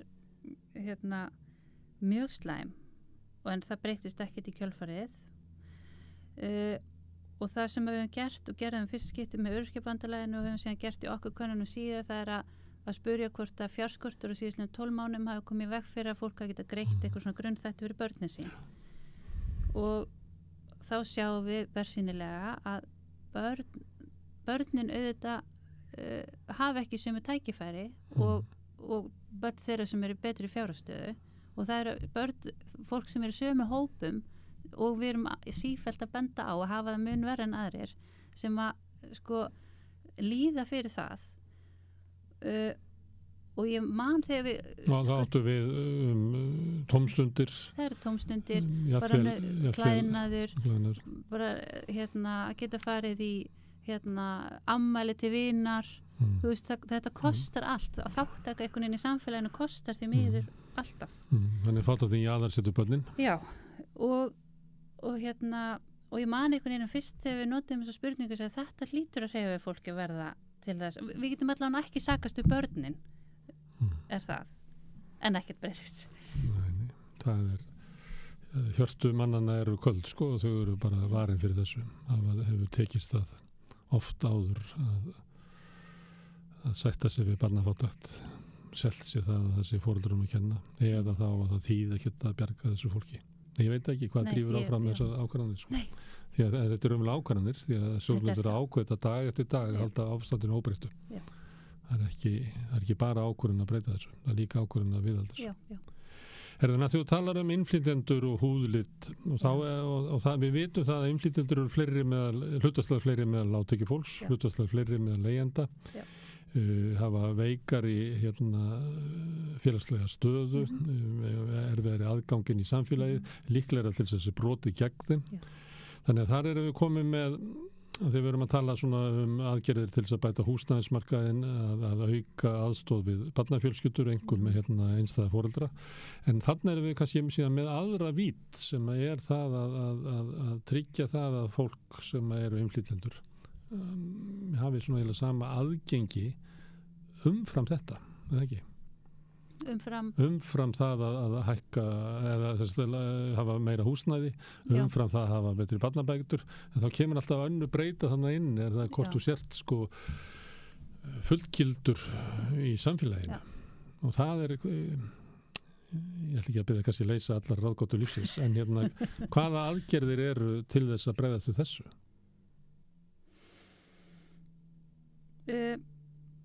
Hitt er svona tiltölulega einfalt, hefur verið gert áður, endalausar fyrirmyndir, en svo lendum við svolítið í vandræðu með þetta að fólk samt ekki með jafnstöðu. Nei. Ég veit, ég meina það er alltaf náttúrulega sama svari, það er fræðsla og við búum til pláss í samfélaginu, en ég meina það eru þetta hægara sagt en gert einhvern veginn, allavega hefur það ekkert gengir og svolítið vel ekki einu sinni bara í kvennabaráttunni, þú veist, ég meina hún er náttúrulega ekki ennþá, þú veist, komin þú veist, og þannig auðvitað hefur maður áhyggjur af því hvernig þetta muni ganga, en ég er viss það að með því að jaðarsetja fólk fjárhagslega varandi stöður þess að húsnæðismarkaði þess að vera að brjóta með meira mæli það væri mikil bót að laga þá allavega þessa svona skýru mælanlegu þætti og þá hefur bara fólk líka vonandi meira rými og tíma til þess að taka meira þátt í samfélaginu, þurfi ekki að vinna baki brotnu miklu fleiri tíma heldur en þeir sem eru innfættir og svo framvegis að gefa fólki rými til þess að taka sinn part á samfélaginu sem er sannlega á. Já, verjast því að vera að þessi brotið á þeim eða þau mýtt á jaðarinn. Og líka börnunum sem að íslensku kunnátt og foreldrarna getur skipt miklu máli framgangi námi og öðru slíku. Og mér má eiginlega halda því fram að þessi líka þáttöku í tómstundum og félagsstarfi. Herðu, nú verkalýðshreyfingin að reyna að þjappa sér svona saman einhverja kröfur og það eru mikið til þegar maður að tala við fólkið, þá mikið til talað að nú þurfum að koma kröfur á ríkisvaldið til þess að endurreisa velferðarkerfin sem mikið af því sem við höfum verið að tala hér. Kannski þarf ekki að spyrja því að þú til þetta vera mikilvægt. Þetta bara einhver grundvallar þáttur þess að við getum búið hérna til svona réttlátt samfélag og það ekki hægt að horfa upp á stöðu sömu hópuna ár eftir ár, augljóslega mun verð en annara og engar aðgerðir fylgja því. Og það auðvitað bara ábyrgðar hluta viðhalda þessu, það mun skapa mjög alvarlega vandamál síðar að jaðarsetja ákveðna hópa og það ekki eftir neina bíða að leysa það. Þannig að ég vona að við erum eiginlega komin inn í hörmungarástandi sko. Já. Þetta ekki svona að við höfum einhver tíma til að bregðast við. Við erum eiginlega að sigla inn þessa blindgötu sko. Og ég meina og það bara börn að alast upp við önnur tækifæri heldur en innfætt börn til dæmis. Og ég held að flestir vilja ekki þannig samfélag sko. Herðu, þið gáðu skýrsluna í dag. Hvar getur fólk fundið hana og lesið hana? Þú segir þetta sé bara lykillinn í íslensku samfélagi, þannig fólk verður að lesa. Mjög hóvær. Ég alveg sammála þessu. Þetta er góð greining. Já, mjög. Og ég held að þetta að fólk geti fengið mjög góða innsýn inn í Íslands samfélag með því að skoða þessa skýrslu, það verið að greina mismunandi hópa og staða þeirra svo sannarlega mjög misjöfn og það til dæmis, þú veist, í þessum stóru niðurstöðum líka til dæmis áhugavert að staða kvenna verri á öllum svona heildamælukvörðum fjárhagslega stöðu heldur en karla. Þú veist, en það munar ekki svona miklu eins og öðrum hópum en við sjáum bara þessi munstur í okkar samfélagi bara kemur í gegnum þessa skýrslu. Síðan auðvitað höfum við varða verið að gera greininga fyrir stéttarfélögin einstaka og það auðvitað fyrir okkur sem störfum hjá Vörðu þá fær maður alveg ótrúlega skýra sýn af hvernig okkar samfélag byggist upp þegar maður fer líka onni í stéttarfélögin. Það hefur verið byrta svolítið kannanir, ég menn eftir Eflingu og Einingu Iðju og Afl á Austurlandi var samílega konan eða ekki? Mjög áhugavert. Það sem þetta kemur. Já, svo skýrt fram sko. En ég var að spyrja hvað maður gæti nálgast hana? Rannvinn.is, já það heimasíða Vörðu, rannvinn.is. Þar fæst þessi rannvinn.is, rannsóknarstofnun vinnumarkaðarins. Rannvinn.is, 83 blaðsíðna skýrsla. En ef segjum að sé það núti ykkur hópur, ykkur félagsamtök sem að eru háð því að félagsmenn hafi réttan skilning á samfélaginu, segjum bara Framsóknarflokkurinn. Getur hann pantað í kynningu og fara með þetta? Ég fer nú við það sko. Þannig þú verður með skýrsluna núna næstu viku og mánuður að labba. Er mikil eftirspurn eftir því? Vill fólk vita hvernig samfélagið er? Já. Það vil það, en sem betur fer. Þannig að, við höfum, það hefur áallt verið bara mjög mikið að gera í að kynna inn í alls konar nefndum og svoleiðis. Ég reyndar aldrei farið til stjórnmálaflokks. Nú, við þurfum að bæta því. Herðu, Kristín Heba, kæra þakki fyrir að koma og kynna eða svona rétt dreipa þessari skýrslu. Takk fyrir að hafa mig. Þetta við gætum dunda okkur við það að tala efnisatrið hennar lengi og til þess að morgun þá ætlum við að við erum með smá fókus á veikri stöðu ýmissa hópa og morgun ætlar hann Kolbeinn Stefánsson að koma og tala við okkur fátækt barna. Þannig við höldum áfram fjallum þetta. Kæra þakkir. Takk. Og við snúum okkar næsta máli eftir augnablik. Já, við vorum að hlusta á Kristínu Hebu lýsa því hvernig verðbólgan og efnahagsástandið hefur grafið undan lífskjörum ýmissa hópa, lágtekjuhópa, einstæðra foreldra, innflytjenda, leigjenda. En til þess að ræða efnahagsmálin almennt hefur Ásgeir Brynjar Torfason komið hingað mjög oft að rauðaborðinu, líklega oftast allra. Í síðasta viðtalinu sem ég tók við hann verði ég að segja að hann var orðinn æði svartsýnn að stjórnvöld myndu bregðast við ástandinu eins og það og blasir við. Hann var efins að ráðherrarnir í ríkisstjórninni eða Seðlabankinn átti sig einfallega á því hversu alvarlegt ástandið Ég held að sé fróðlegt fyrir ykkur að hlusta á hvernig Ásgeir Brynjar dregur upp stöðuna sem við erum að glíma við í dag. Gjörðu svo vel.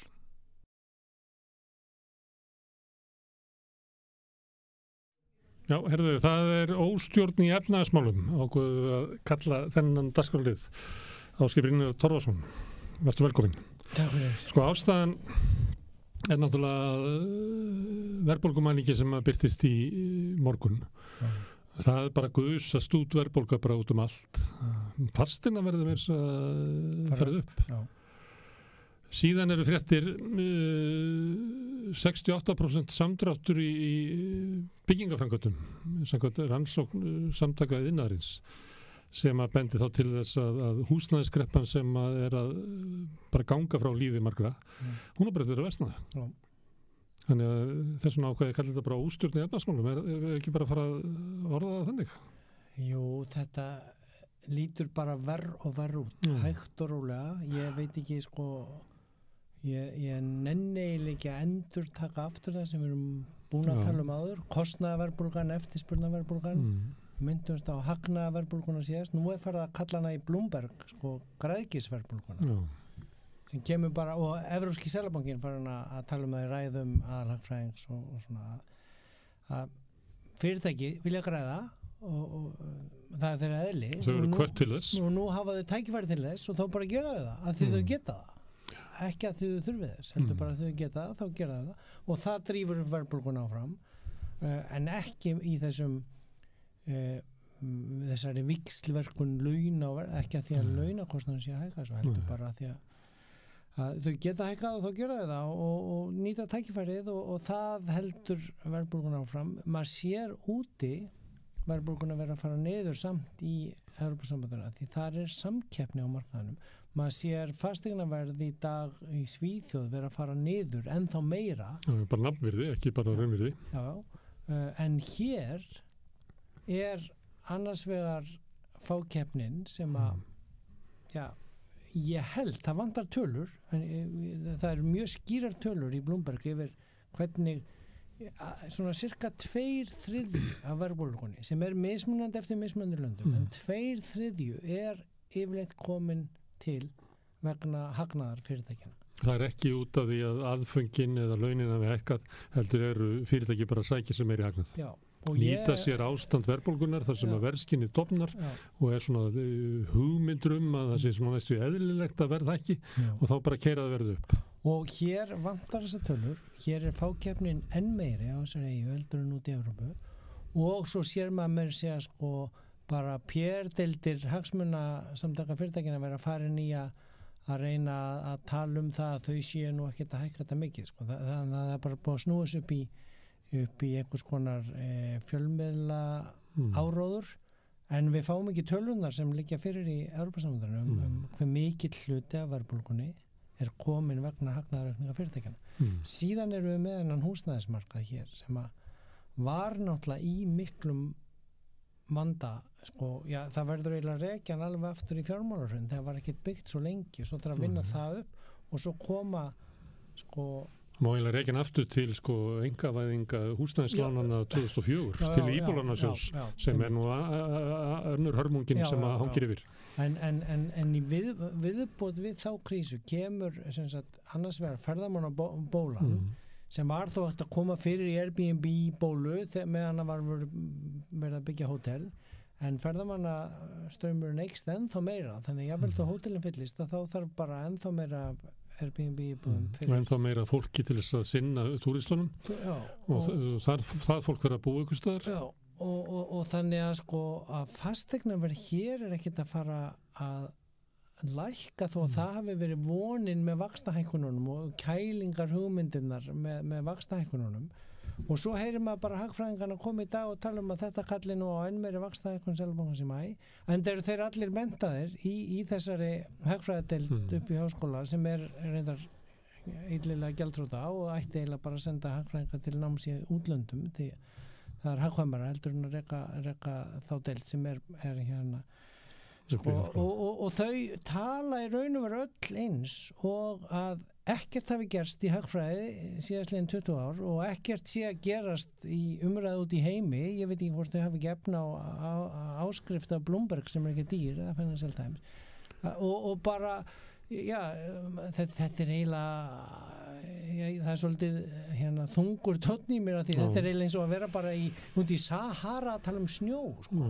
eða Þú hefur sagt í nokkra mánuði að við séum að stefna inn í ástand sem mjög alvarlegt og þú hefur lagt áherslu á það og sem svolítið öðruvísi heldur verið að fjalla þetta kannski svona í almennu fréttum, það var svona fór verðbólgan eitthvað aðeins yfir, hún verður orðin betri svona mitt sumar. Annars sem á 9,9 það er ótrúlega tilviljun það er mikill verðbólgarhraði, þetta sláði næstu upp í 14% ef þú takir þetta ef við fengið svona mikla hækkanir alla mánuðina. Það er allur ávinningurinn af kjarasamningunum hjá SGS og aðgerðum ríkisstjórnar og áramótinu farin. Framundan er maí, júní, júlí, ágúst, september, október, nóvember, desember, janúar. Það sem fólk ekkert varið fyrir verðbólgunni. Þannig að það mun mjög fljótt grafa undan lífskjörum stórs hóps af fólki, fjölda heimila. Fyrir utan það að eigið fé fólks í húsnæði að étast upp, það út af greiðslubyrðin hækkar og bankarnir bjóðu upp og hendaði aftur fyrir lánið, þá getur bara eigið fyrir þetta búið, þá takar íbúðin af þér og þú hendar út. Getur útskýrt þannig að ég geti skilið af hverju ástandi núna svona alvarlegt? Hvað það sem getur gerst? Þú veist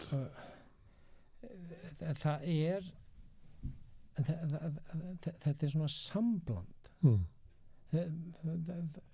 og ég svona hérna akademikar sem samt alltaf að reyna að leita sannleikann og svona að skilja hvað að gerast, þannig ég alltaf að vona að ég hafi rangt fyrir mér en hérna að því að hinir eru mjög hættulega þessi sem vita sannleikann og vita alveg bara að það bara ein kenning og eitt tól en eins og þetta lítur út fyrir mér og þessin eru vonbrigðin við tölunum í dag en þó að þeir hafi verið viðbúnar af sluti að þetta svona sambland af 2008 og 2020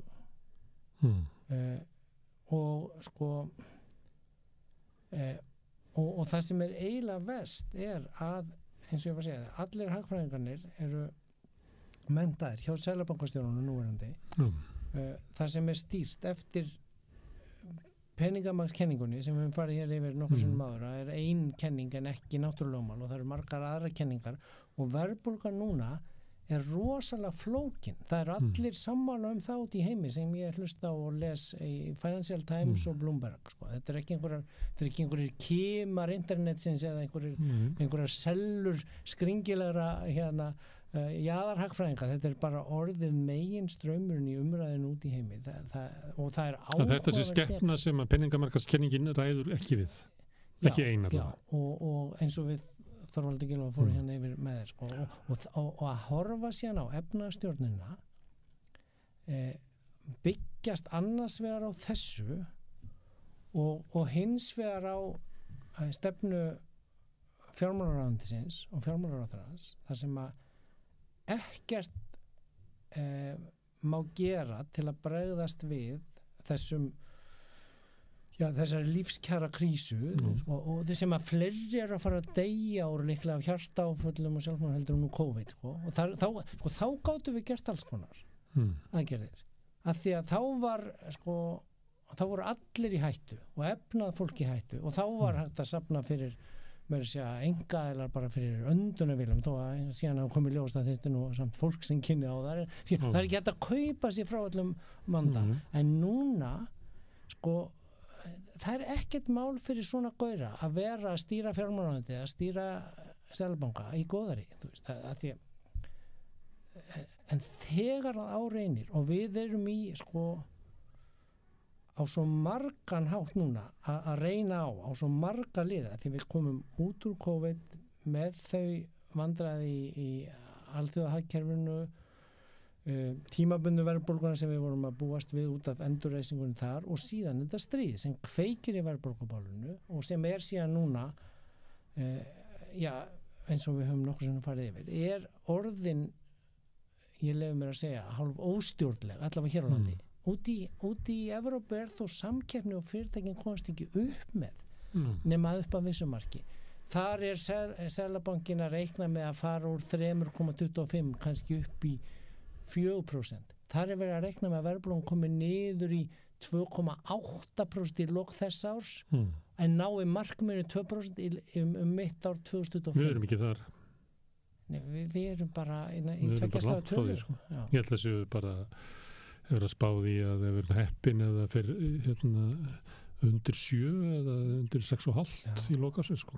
Og sko og þá allt gengur upp sem ekkert sem bendir til þess að því að svo hér kemur hagvöxtur af ferðamanna sveiflunni það þarf að byggja fyrir það frekar, það þarf byggingaverktakarnir viljum frekar sýnist mér byggja hótel og endurbyggja miklaða skóla og heldur en að vera í einhverju íbúðar harki þar sem þið get ekki lengur tvöfalda hagnaðin sinn á hverju ári vegna eignaverðsbólunar þannig að Ok, hættan, það annars vegar að verðbólgan sé bara komin til að vera og hún muni grafa ég vil ekki segja hún sé komin til að vera en hún fer ekki niður hér eins og hún að fara niður út í heim og hún mun grafa mjög heiftarlega undan kaupmætti látekjufólks. Við erum með stjórnvöld sem að vilja ekki svara því þriðjungsheimila, ekki bara látekjufólks þriðjungsheimila allavega, jável meira og við erum með stjórnvöld sem að vilja ekki bregðast við þessu vegna þess að þau telja að það skemmi aðgerðir Seðlabankans við að ná niður verðbólgunni ef að ríki verður með eitthvað aðgerðir á móti sársauka fólksins. Þannig að fólki verður að finna til þess að hætta að eyða til þess að verðbólga fer niður. Verðbólgan hins vegar ekki þess eðlis að þetta muni virka. Þetta mun bara skapa sársauka tilgangslausan. Annað að vextir munu hækka. Það byrjað að þrengja sveitafélaginu sem að skera niður þjónustu, reka fólk. Loka héraðsskjalasöfnum, loka menningar húsum. Og þetta mun halda áfram. Vextir að hækka. Hverjir eru aðrir sem að líða fyrir háa vexti? Eru skuldu fyrirtæki? Já, sko, þau skuldu og fyrirtæki sem eru ekki að ná uppsveiflunni. Þannig að þú magnar upp þessa óheilbriðu bólu í ferðarþjónustunni. Og þar má ekki leggja á neinn gjöld, þar má ekki eins og leggja á kolefnisgjald á flugi. Það allt gert fyrir sko nýju útgáfuna af heroinhagkerfinu sem var svona stóriðuhagkerfi, núna það ferðarþjónustuhagkerfi og þetta bara Það þetta að sjá það að bankarnir lána síður til húsbygginga en eru byrjar að lána til hótela og uppbyggingu ferðarþjónustunar sem að ýtir undir og skorturinn á húsnæðinu íti síðan undir að fasteignaverð þar hækkar að því að það myndi verða líka mjög alvarlegt ef fasteignaverð færi niður hér fyrir mjög skuldsett fasteignafélög og höfum skuldsettari hér í Skandinavíu þannig að sko og vextin hér margfald hærri en þar þannig að þú veist og það ekki hagur neins banka að fara að setja fasteignalánin í hættu þannig að þeir þurfa að hafa fasteignaverðs hækkunina þannig að sko allt kerfið og efnahagsstjórnunin byggist á því að vernda kapitaleigendur og þá sem standa vel, það má ekki hækka skatt á þá sem væri besta leiðin til að draga peningur hagkerfinu, draga úr þenslunni, að skattleggja efri helmingin, það má ekki tala um það og þar með bara afleiðingin sem að mér virðist bara þetta fólk ekki sjá sem stýrir, hvort sem það í fjármálaráðuneytinu eða Seðlabankanum í forsætisráðuneytinu að það bara félagsmálaráðuneytinu það virðist einhvern veginn bara horfa á þetta í Excel tölum sem það tapar tengingunum við raunveruleikan af og ég veit ekki hvort að þau trúi því að þetta muni reddast eða hvort þau haldi að þetta fari niður að þau segja að þetta muni reddast þau segja að þetta vaksa út úr þessu Já, en sko hagvöxtur sem kemur út af þessari ferðamannuppsveiflu og svona áframhaldandi þenslu hér að sá hagvöxtur bjargar engum af þessum þriðjungi lægslaunustu eða þriðjungi skuldsettustu heimila landsins og það er eiginlega bara hræðilegt að horfa upp á þetta gerast með engum aðgerðum, engum undirbúningi. Þetta er eins og við hefum verið í mjög COVID og trúaði að það myndi ekki koma hinga til lands. Við þyrftum ekkert að vera að gera neitt eins og út í heimi að því að við varum á eyju og hérna. Það hefði átt eins og við tölum í fjármálaáætluninni í fyrra að gera aðgerðir til að ríkið legði sitt og sveitarfélögin á því að draga úr verðbólgunni. Það hefði átt í fjármálaáætluninni Þau gerðu það ekki, þau hækkuðu gjaldskrárnar sinni. Já, og núna hefði átt að vera með pakkana til að sýna fram á að það verði kjarasamningar í haust næstu áramót sem að nái því að viðhalda kaupmætti. Ég ætla ekki að segja neina kjarabætur en að viðhalda kaupmætti til þess að viðhalda því að fólk geti lifað áfram í húsnæðinu sínu og hafi efna á að kaupa mat. Það er það sem þetta snýst Þessin er þetta kallað lífskjara krísa út í heimi. Að óbreyttu að þá munu lífskjör þriðjungsins sem er annarkvort tekjur lágur eða skuldamikið, þau munu keyrast niður. Þannig er það bara, út árið. Sem að mun valda auknum ójöfnuði í landinu. Efnastjórnin og svona hvert peningandi flæða, þeir flæða frekar í það að blása upp ferðamannabólu. Og við held að ná jákvæðum raunvöxtum hér, þar sem að verðbólgan er hvað mest, meðan að út í heimi, út í Evrópu er búið að vera að stýra auðvitað ekki mikið neikvæðum raunvöxtum en að halda þeim skaðinn deilist játt á milli þeirra sem eiga peningan og þeir sem skulda en hér eiga bara skuldarannir að borga allt og lagslaunust En efnastjórnin er líka þannig að hún beinir peningum frá húsnæðisuppbyggingu og því að það er eiginlega það er ekki hvati stjórnvöld sjálfur ekkert að byggja neitt til þess að tryggja það þannig að húsnæðiskreppan mun verða enn verri sem aftur mun grafa enn frekar undan lífskjörum þessa þriðjungs og þetta er bara að gerast. Já, að því að fólk trúir á nýfrjálshyggju kenningar sem voru afsannaðar fyrir 15 árum og staðfestar, ítrekkað og meira að segja svona hörðustu áhangendur hennar gengu af henni út í heimi 2020 eða í faraldrinum.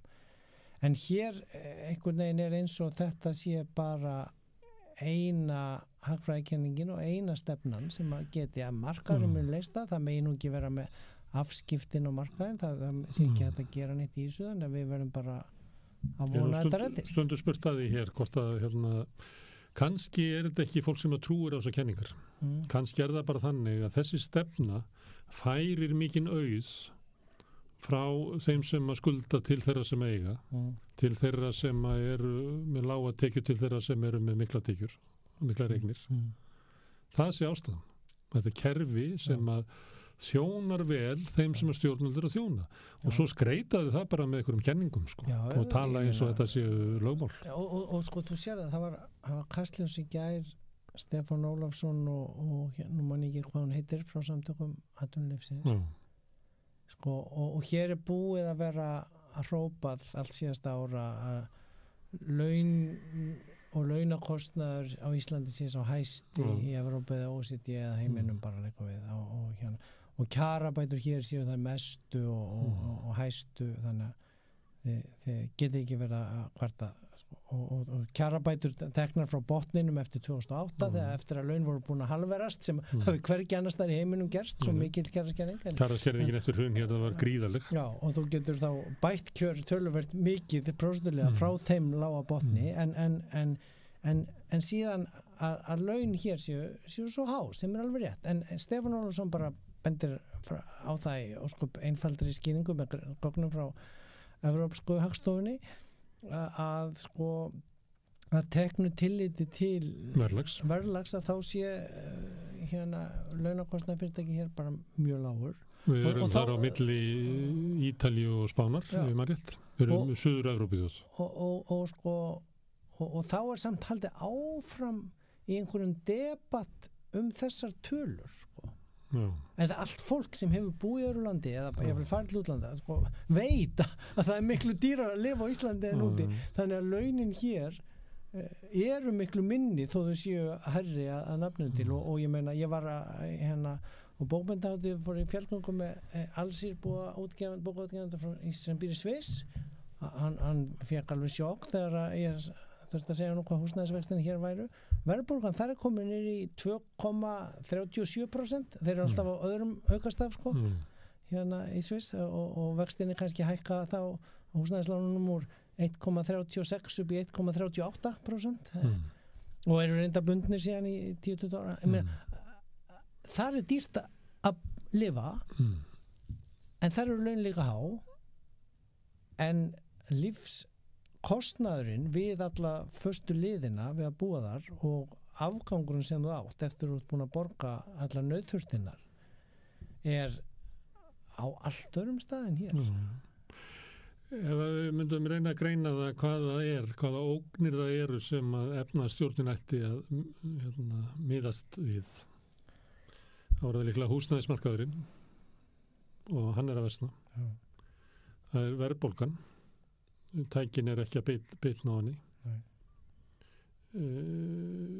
Lífskjarakrísa þeirra sem að standa við sem að stjórnvöld ættu náttúrulega hafa sérstakann áhuga á að það er annar veruleiki að komið þriðjungin af þjóðinni í afkomóta heldur þú sett með 20% eða eitthvað. Það er bara geti verið fúlustu hægri menn líta svo á að það sé bara ákveðin félagsleg ógn af því að hafa ójöfnuðin of mikinn. Það getur verið klókar að hafa minni þó að þeim sé alveg sami fólki. Það er ekkert verið að gera þarna. Getur þú talað meira sem að stjórnvöld ættu að vera með augun á en ekki með? Já, náttúrulega að hemja þessa túristabólu með gjaldtöku og að gera eitthvað að vita í loftslagsmálum. Já, og ástæðan svo annars er loftslagsmálina með því að ítundur túristabóluna þá munir það náttúrulega líka koma bara fjárhagslega í hausina á okkur því að við þurfum að borga fyrir þetta. Heimurinn gjörbreyttur í loftslagsmálum. Það byrjaði að undirbúa í COVID, tafðist aðeins í COVID og tafðist aðeins út af stríðinu en það er verið að koma bara með seinni ár nýja tilskipun frá Evrópusambandinu reikningsskil fyrirtækja sem að þau þurfa að gera grein fyrir öllu kolefnisspori sínu. Þú veist, við getum reynt að fylgja Bretum í einhvað Brexit til að sleppa undan en við munum fá á okkur reglugerðir, ég meina, og svo getum við ákveðið að hlýta þeim ekki eins og við gerum með hreint loft í Reykjavík og svona og stoppum ekki umferðin en við gátum í COVID-inu gert rosalega drastískar aðgerðir en ástandið núna er þannig að það ætti að þurfa að vera að gera drastískar aðgerðir eins og þá en það er bara Ég held að ræða sérstaklega loftslagsmálinu við hann Hjaltar Hafþórsson hérna eftir. Já, frábært. En það að láta túrismann þenjast út stjórnlaust, það líka getur verið skaði á bara svona samfélagsuppbygginguna. Þetta eru mikið af láglaunastörfum. Þetta er erfið atvinnugrein. Það er engin sem myndi, ef þú mættir velja atvinnugreinar, þá eru fæstir sem myndi benda túrismann sem svona góða stóð undir. Nei, þetta er svona auðvitað er það gott að fá gjaldeyristekjur, auðvitað er það gott að hafa hagvöxt, en ef þú sleppir í stjórnlausu eða alveg eins og með fiskeldi, þetta er gott að fá einhverja atvinnuuppbyggingu út á landi í þorpunum, en ef þú sleppir í stjórnlausu þá fyllast firðirnir af skít eða þú yfirfyllir innviðina og sem það eru vegir og okkur er fór fyrirtæki bara að sópa til sín arðinum að þessu og skilja samfélagin eftir í rúst og ef að skattheimtun er ekki beitt ég meina það er verið að nýta hana auðlindir og það er eins og við séum svo vöndi að gefa auðlindirnar bara frá okkur saman hvort það er fiskikvotin eða vassaflið bara til þess að fá bústið af því að byggja eina virkjun og byggja eitt álver enn að það svo gott, þá geta einhverju verktakakipt einhverja gröfur og einhverju fengi vinnu Það nú stemmingi líka að það eiginlega tvöfalda virkjanir rafmagnsframleiðslu á Íslandi á næsta árum, það eiginlega stefnaði stjórnlega líka Já. Þannig að sko þetta er ekki sjálfbært að haga sér svona í efnahagsstjórn. Ok, en hvernig endar þetta? Hver er hættan? Er hættan á að við séum að sigla inn í eitthvað svona hrun? Er það að háir vextir og verðbólga muni grafa undan heilbrigði atvinnulífsins og það pompar? Er þetta hætta á fjármálarhrunni? Er þetta hætta á bara lífskjarakrísan valdi ekki bara fólkin sem verður fyrir henni skaða heldur bara efnahagslífin í heild hvað er það sem óttast? Okkur eftir svona óhress Nei, ég er bara svo óhress að það sé ekki verið að bregðast við í tíma sé ekki verið að gera aðgerðir að því að það liggur svo augljóst fyrir að ástandið er grafalvarlegt Þetta eiginlega minnir mig svolítið á þegar ég bjó út í Svíþjóð vorið 2008 og þá voru bankar byrjar að falla forsíðumyndir af vanda íslensku bankana en hér einhvern veginn virtist bara vera aðaláherslan á einhverja PR-kynningu og komast í öryggisráðið Núna er bara einhver fókus á 2 milljarði einhvern fund hér á landi þú veist, þegar hann væri hægt að halda hann á Zoom eða út í Strasbourg en sko punktunum Stjórnum þeir eru bara ekki með fókus á því sem þau eiga að vera að sinna Nei, og svo þau eru bara að vinka upp í stúku en er ekki að horfa á boltan og eflaust bara síðan vilja maður bara skipta fjármálaráðherra í haust af því að þetta er orðið svo erfitt ég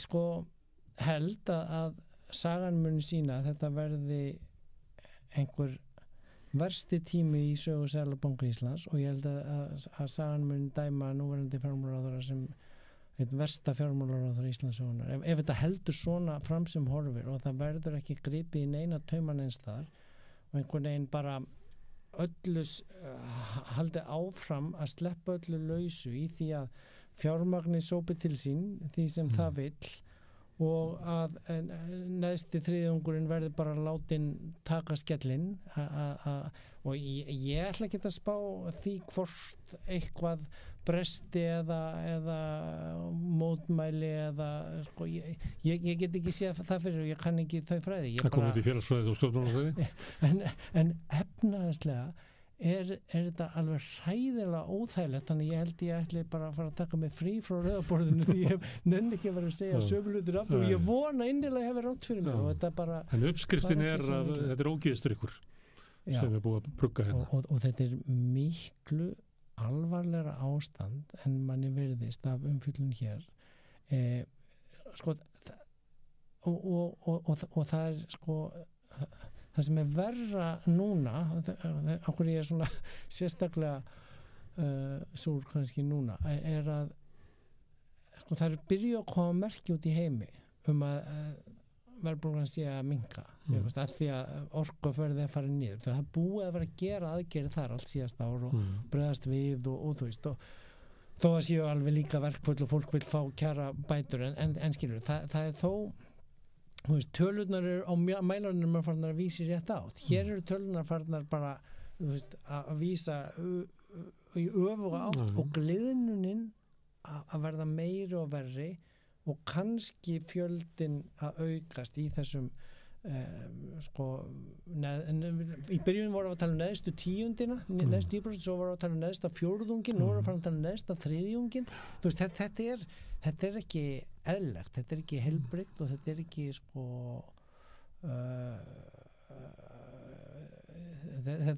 þetta getur ekki enda vel þegar öll mörkin eru svona en hins vegar kemur þetta kannski ekki á óvart ef að sko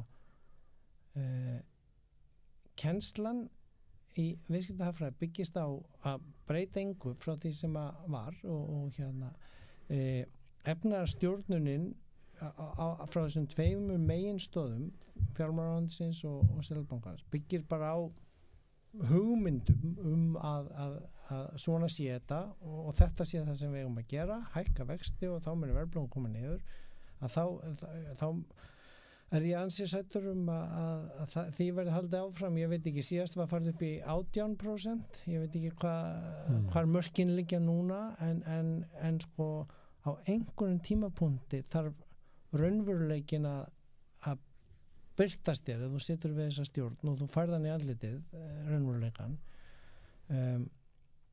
en já, þannig að en þetta stjórna þjóna hagsmunu þeirra sem að verði ekkert fyrir svona sérstökum skada, geta alveg beðið af sér ykkur á verðbólgu, þeir fá alltaf verðtryggingu á fjármunina sína, það ekkert verið að þeir eru borga lága skatta miklu lægri en annar staðar, hafa það bara fínt, það bara aðrir sem eru að þjást.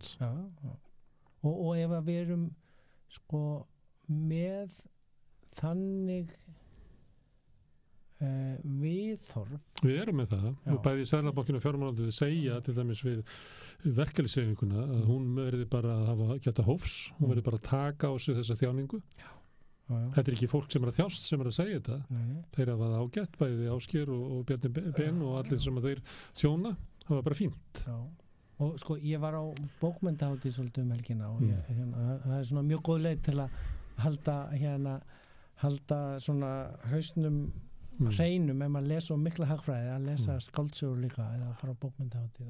Það var frábærir gestir mannþakklándi innflytjandi Dína sem var í Kiljunni gær meðal annars og fleiri frábæri. En hvað ætlaði ég að segja? Já, að sko, það var ein bók sem ég las sem var á bókmenntahátíðinu sem fjallar fíkn og hvernig við komum illa fram við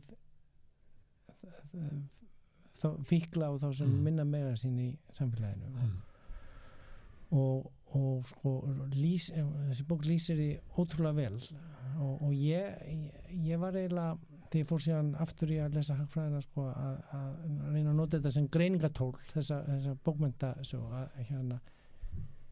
að þetta eru náttúrulega bara peningafíklar þeir sem að eiga peningana og hafa peningana og finnst þeir eiga skilið það sem þeir fengu í fyrra og þessi allt gott er þeim að þakka en allt slæmt er öðrum að kenna og síðan sko þetta manngildis viðhorf að þeir sem að lendu undir eða þeir sem að fara illa út úr þeim að kenna og við berum enga ábyrgð gagnvart því fólki það getur sjálfum sér kent og það einhvern veginn eigið að bara skilið að hafa það svona skýtt eða drepast sko. Það getur bara eyðilagt þroska þeirra ef við ætlum að mýkja sársökan sem að þau verða fyrir vegna glabra mistaka sem að þau hafa sjálf gert það var sama og fjármálaráðherra er að segja hann vil ekki mýka sársökan sem að hinni verðstæðu verða fyrir eins og það vinnur gegn verðbólgunni og líklega hugsa það sama að það bara það borgir sig að fólk finni fyrir fátæktinni annars rýfur það sig upp úr henni og þetta er einhvers konar bilað samfélag sem er svona þetta er það og ég veit ekki hvernig á að laga það er til fullt af aðferðum að hagfræðliðinni sem væri hægt að grípa til bara, og það er ekki einu sinni langt síðan að við þurfum að rifja upp þegar var hægt að gera alls konar hluti sem voru óhugsandi nokkrum misserum áður en það er eins og okkur hafi liðið svo illa í þessu faraldri að við viljum gleyma sko öllum efnaðarstækjunum líka sem voru gerðar að því þær hafi nú bara verið einu sinni og jafnvel kennir fólki sem á peningana þvíum að verðbólgan sé það er mjög algeng skoðu núna það var dælt út og miklum peningum út í hætti við og þess vegna verðbólga og þess vegna þurfum við að loka héraðsskjalasöfnum og menningarhúsum og láta hvað segir við þessi þetta er það sem að sko hægri hagfræðingarnir er að halda því fram núna að það sem kom í hausinn á ríkisvaldinu að hafa prentað mikið peningum í COVID til þess að vega upp tekjutapið bæði hjá almenningafyrirtækjum og þess vegna erum við verðbólgu sko, það er peningamannskenningin peningarnir sem voru gerðir sem var reyndar ekkert mikið hér það var hvorki magnbundin íhlutun hér nýja sendt út það virkuðu henni sjálfvirku sveiflujöfnunar, það kom smáhalli á ríkissjóð. Það var peningur sem fór í að halda efnahagslífinu gangandi í svarthólinu þegar það var slökkt á öllu. Verðbólgan ekki að koma núna 2-3 árum setna út af þeim peningum. Það sko lógikin í þeirri hugmynd einhvern veginn alveg ég veit ekki hvernig ég á að ná að debattera hana. Sko það var hins vegar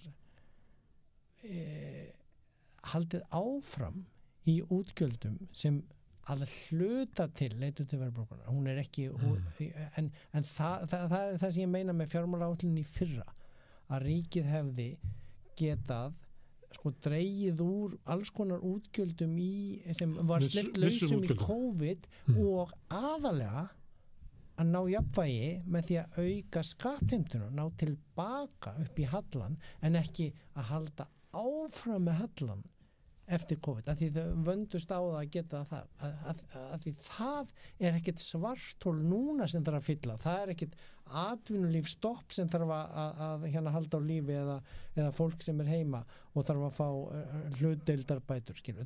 Það vandinn að hluta til í verðbólgunni. Síðan 2/3 af henni með að við tölur frá Evrópu, ég býð eftir að fá tölur hérna sem verða líklega aldrei tekna saman, 2/3 vegna hagnaðaraukninga fyrirtækjana sem við getum ekkert verið að kvart yfir að þau séu ljót að gera, að því þau byggjast á hagnaði, þau vilja fá meiri hagnaði, ef þau komast upp með að þau gera það, en þar væri hægt að gera aðgerði til dæmis með skattlagningu á hagnað og hins vegar að stuðla að og íta undir samkeppni, draga úr fákeppni með sko miklu öflugri aðgerðum heldur en hefur sést hér en það vandi sem við búum við á þessari eyju en þú veist það eiginlega þessir þættir í hérlendis íta undir meiri verðbólgu með að vera samtidig. Hins vegar voru þau með miklu meiri verðbólgu út af orkukrísunni sem við slupum við. En samt einhvern veginn tekst okkur ekki að við erum komin yfir verðbólguna í EES-svæðinu. Við vorum bara í sumar með það land í Evrópu sem hafði minnstu verðbólgu fyrir utan Sviss. Já, í örfá mánuði sko.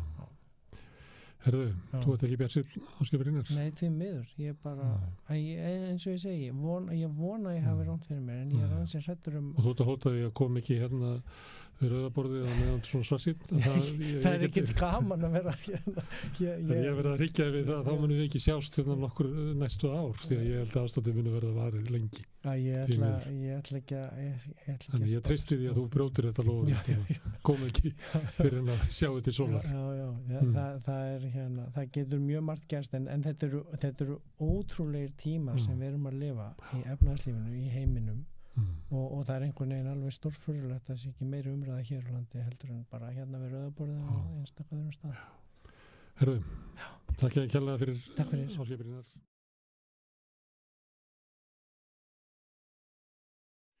Já, í lokin viljum við sýna viðtal sem að ég tók við Ragnar Þór Ingólfsson í þar síðustu viku, stuttu eftir að hann lýsti því yfir að hann vildi efna til mótmæla sem að einmitt verða núna á laugardaginn á Austurvelli klukkan 2.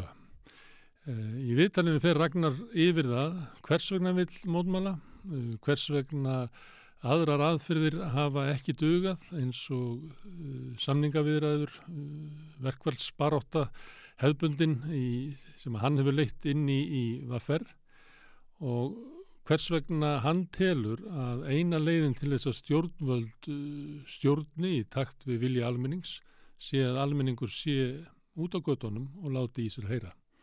Hlustum á viðtal við Ragnar Þór Ingólfsson, gjörðu svo vel.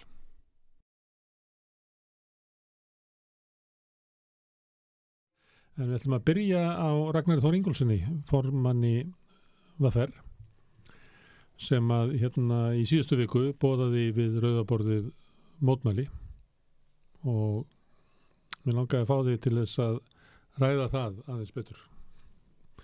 Hverju þú þetta mótmæla? Með hverjum allar mótmæla? Hvar þú allar að mótmæla? Og hvers vegna?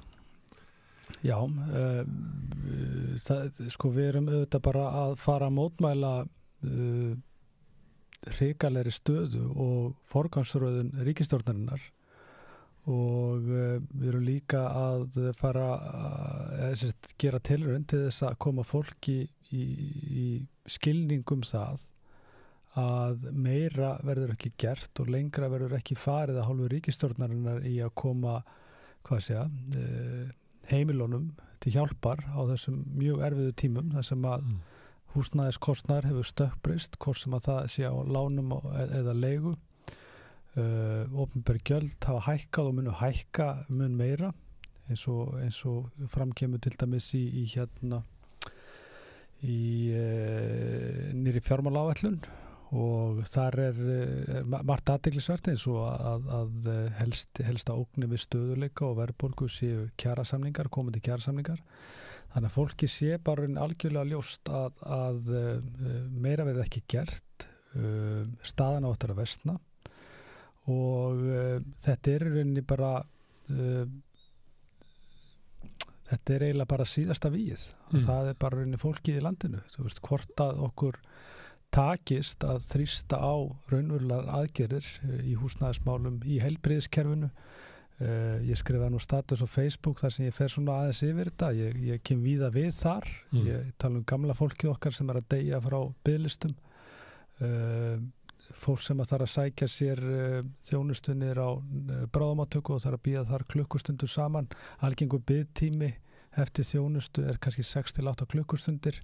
Fólki látið síðan bíða á göngum spítalana innan örmagna heilbrigðisstarfsfólk sem búið að nána öskra sér rallust yfir neyðarópum yfir ástandinu og það eiginlega alveg sama hvað drepið niður í grunnþjónustu. Við sjáum uppsagnir á mikilvægu opinberu starfsfólki, til dæmis eins og í Árborg, það sem verið að skera niður og þetta það sem að koma skal. Seðlabankinn að kalla á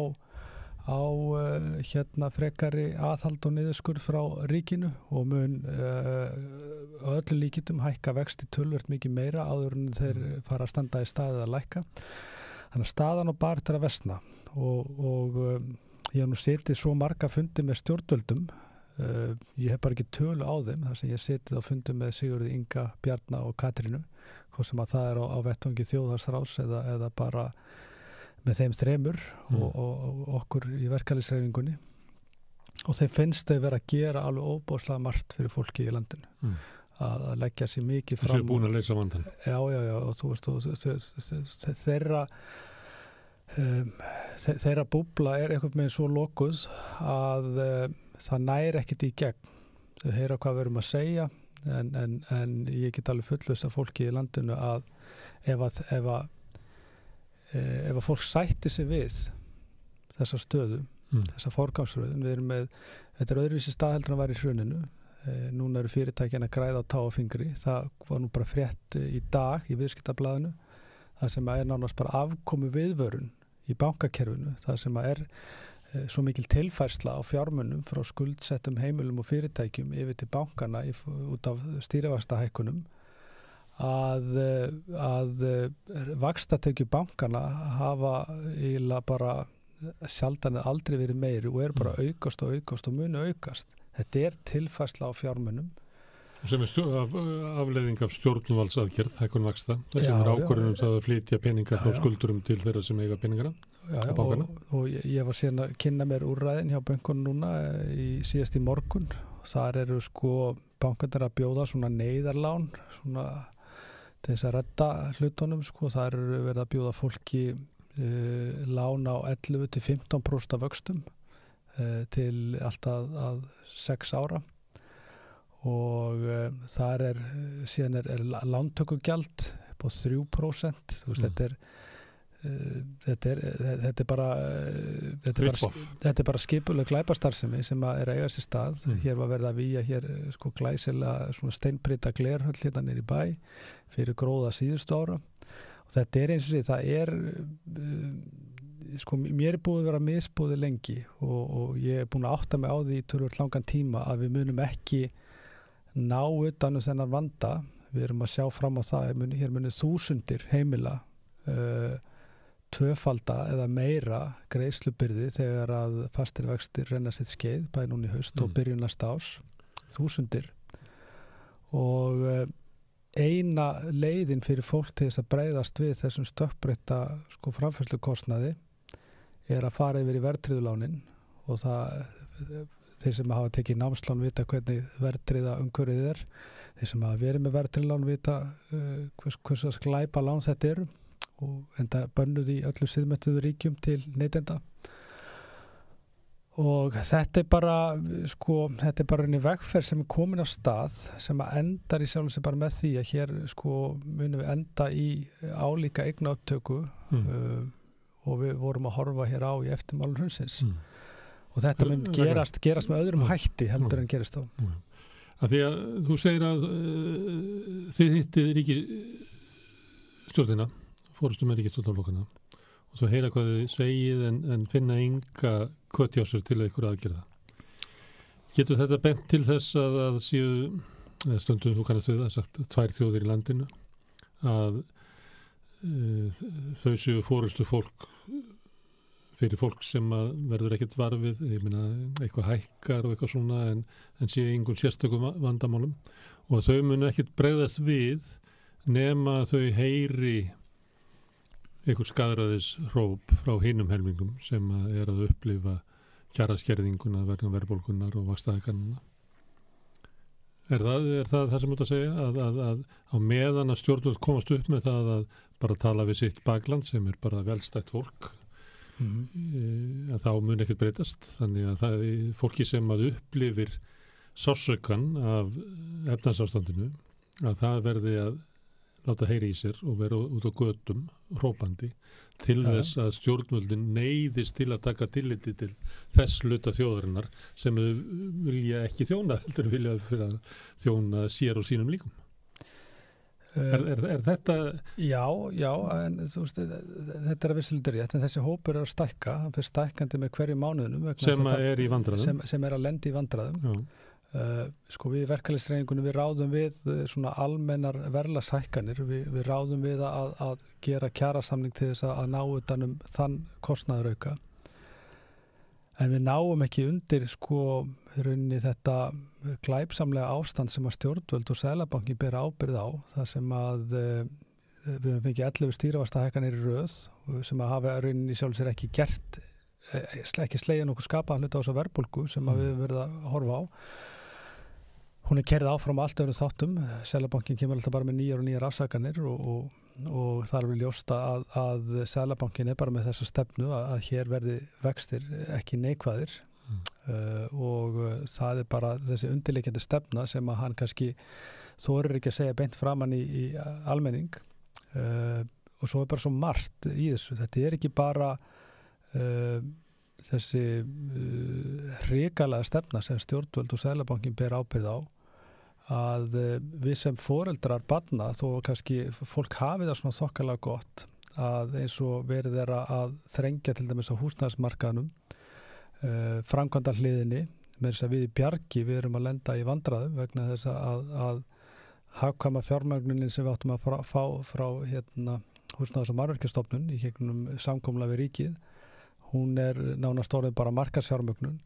Þá að hætta að endurgreiða okkur virðisaukaskatta framkvæmdum, það kostar okkur 12 skall fermeterinn og við erum að reyna að byggja hagkvæmt fyrir fátækastæðurinn í tekjulegasta fólkið og þú veist þegar við ættum að vera að byggja svona helmingi meira heldur við höfum verið að gera á ári, síðustu á ári við höfum verið að byggja svona 3000 íbúður, náðu því valla síðast ári, hættum að vera að byggja svona 4.500 íbúður ári, lágmark þá verið að þrengja þessu það bara framkvæmda munu draga saman stór byggingarsvæði munu ekki fara í almenna hvað ég segja framkvæmt eins og til dæmis í Keldnaholti, Blikastaðalandi og fleiri svæðum eftir fyrsta lagi 3 ár þannig að þetta á allt eftir að versna til mikill að muna staðan mun bara versna og svo sjáum við bara alla innviðan okkar ég minna grunnskólanir og leikskólanir allt meira og minna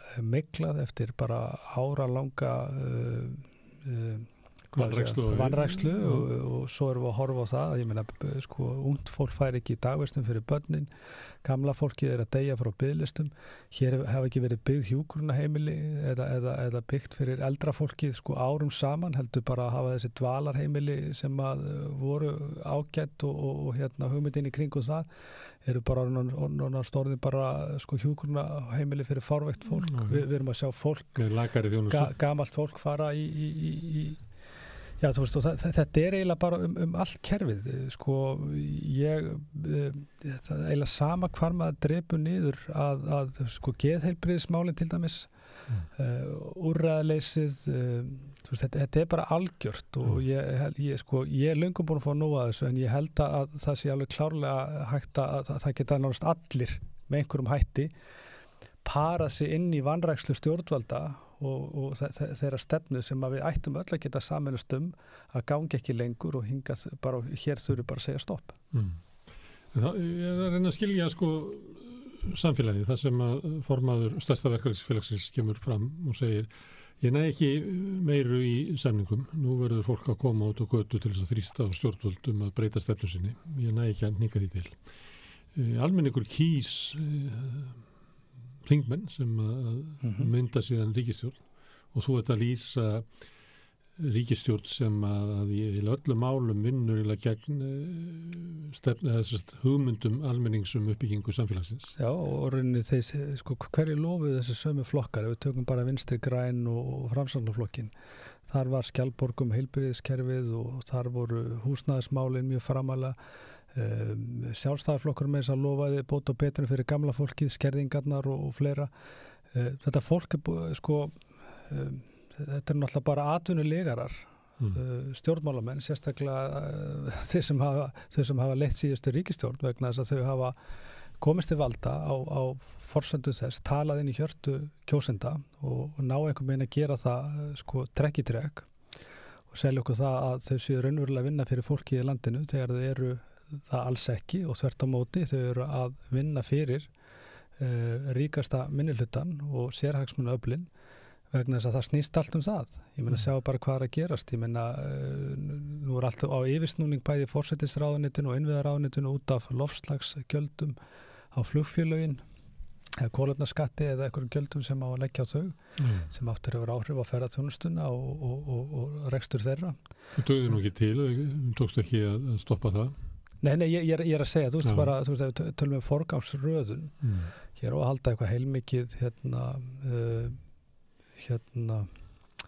heilmikið leiðtogafund, ársátið leiðtoga Evrópu og það verður kostað til þess fleiri milljarðar. Það verður að kaupa hellinga svörtum jakkafötum til þess að klæða lögguna í, þannig að líti út eins og leyniþjónustumenn frá Bandaríkjunum.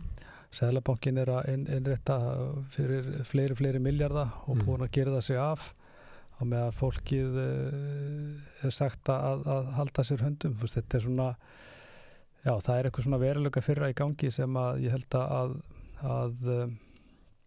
að fólk sé svona, þetta hlýtur að vera að fara aðeins inn í sálatetrið. Ég til dæmis þegar ég skrifaði statusum minn á Facebook, ég átti ekki vona á mjög miklu viðbröðum. Þú veist, ég er svona var ekki vissum að fólk væri bara hreinlega tilbúð í að láta sverfa til stáls, fara að mótmæla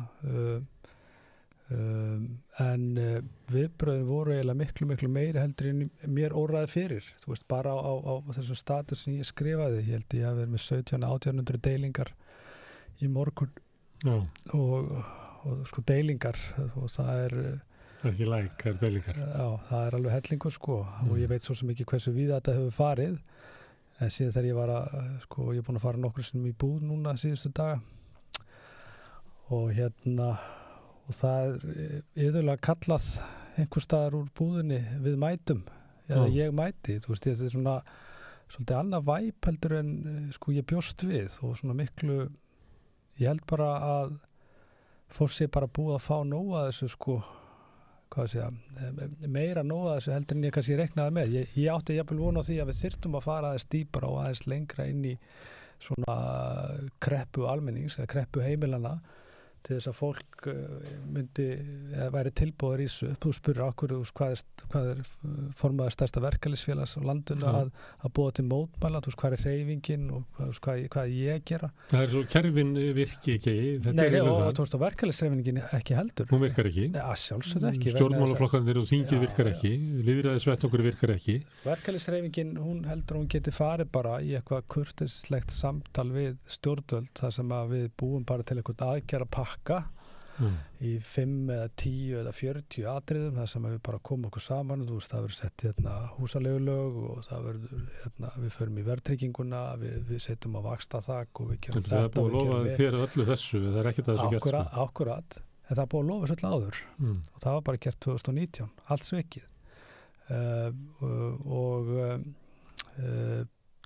Þó svo að við fengjum einhvern aðgerðapakka, að þá eru svona 99% líkur á því að það verði allt saman svikið eða útþynnt, eða úrræðin útþynnt nægilega mikið til þess að verði algjörlega gagnslaus fyrir fólki í landinu. Og þetta er bara því miður staðreind að meira verður ekki gert. Sko, mótmælin eru eitt. Þetta er bara fyrsti fasinn. Þú veist, ég bara, þegar ég var að horfa á fréttatíma sem var uppfullur af skipulagi kringu leiðtogafundin og fleiri fréttum sem að í sjálfu sér skipta svona afvegaleiða bara runni. Akkur eru ekki að tala um biðlistina á bráðamóttöku, akkur eru ekki að tala um örmagna heilbrigðisstarfsfólk, akkur eru ekki að tala um bara stöðuna bara á leikskólunum og stöðuna í grunnskólunum, akkur eru ekki að tala um samfélag hvað er að. Þú veist, ég meina, það kom frétt í Kveik húsnæði. Það var svolítið langt síðan að það hefði verið fjallað um það síðast. Já, það er langt síðan. Svo var Kastljós þarna fyrir svona 3 vikum sem fjallaði svolítið um leigumarkaðinn. Þá erum við kannski búin með kannski síðustu 3-4 ár hjá Ríkisútvarpinu þennan málaflokk. Já, en við erum að horfa á síðan á fréttaflöknu, alveg trekk hluti sem að við eigum að vera að tala um það sem skiptur okkur máli. Er samfélagið okkar og staðan og hvernig við höfum það og hvað þarf að gera til þess að breyta og gera það betra. Og þetta er bara ekkert, það er ekkert að frétta neinstaðar, þú veist, þú ferir nú MBL eða Vísi eða eitthvað, það er bara ekkert fjallað um þessi mál. Og fólki þarf bara, við þurfum að finna nýja leiðir. Ég meina, við fórum til dæmis í, þegar við stofnum hagsmunasamtök heimilanna, að þá vorum við að skoða greiðsluverkvöll og við vorum að skoða alls konar aðgerðir til þess að knýja á knýja bæði þrýsta á bankana og stjórnvöld á úrræði. Í dag erum við í smá öðruvísi stöðu ef við tökum bara bankana, að þú getur ekki farið í vanskil, það er ekki hægt, það er ekki fræðilegu möguleiki. En svo ertu með fjármálaráðherra sem bendir á þetta og segir bara, hér er bara allt í góðu lagi, hér eru bara vanskil aldrei verið lægri. En þú getur ekki farið í vanskil ef það er eigið fé í húsnæði og fasteignaverð hefur hækkað mjög mikið síðustu misseri. Þá hefur öll möguleg úrræði og ég var að fara yfir þessu úrræði aftur núna í dag. Þá étur bankinn upp eigið fé. Já. Þá getur það að ná húsnæði og hendur út. Ef þú hefur ekki efna á að borga óverðtryggða lánið, þá getur þú farið ef þú varst á jöfnum afborgun, þá getur þú farið í jafngreiðslulánið, ef þú hefur ekki efna á að borga af því, þá getur þú endurfjármagnað á verðtryggðu. Síðan þegar búið að éta upp eigið fé og þú hefur ekki efna á að borga af því, þá getur þú fengið frystingar á afborgunum, 6-8 mánuði leikandi og þær fara beint ofan á höfuðstólinn með vöxtum og öllu. Og síðan getur þú tekið með alls konar lán í gangi. Þeir eru búin að hækka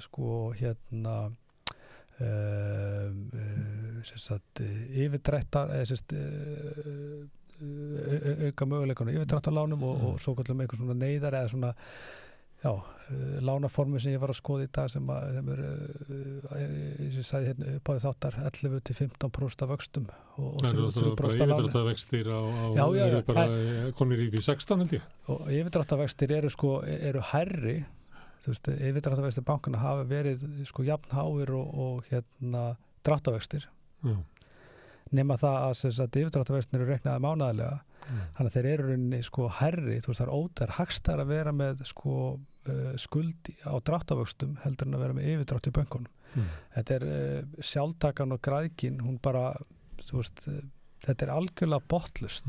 Heyrðu, mér langar að skilja þetta. Við lifum í svo kallari vestrænu lýðræðis samfélagi sem að margir trúa að sé besta samfélagi heimi með öfluga verkefnisreifingu. En þú ert eiginlega að halda þig fram að þessi kerfi, ef að almenningur ekki bara út á götunum að þrýsta á stjórnvöld, að þá vinni kerfin, hvort sem að er lýðræðiskerfið í tengslu við Alþingi og sveitarstjórnir, fyrir hinna betur settu, hinna best settu.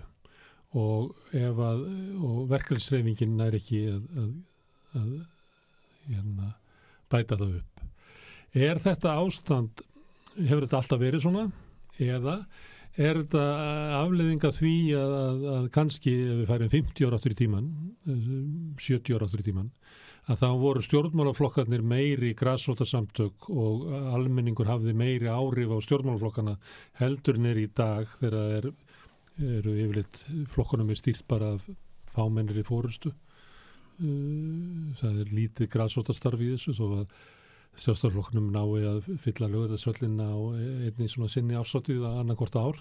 Þá ekki svona, þetta ekki sambærilegu flokkur og það var þegar hverfissamtökin voru hvað öflugust út alla Reykjavík og síðan kjördæmar út all land. Og sama á við verkalýðshreyfinguna. Hún var meiri grasrótarhreyfing heldur hún hefur orðið.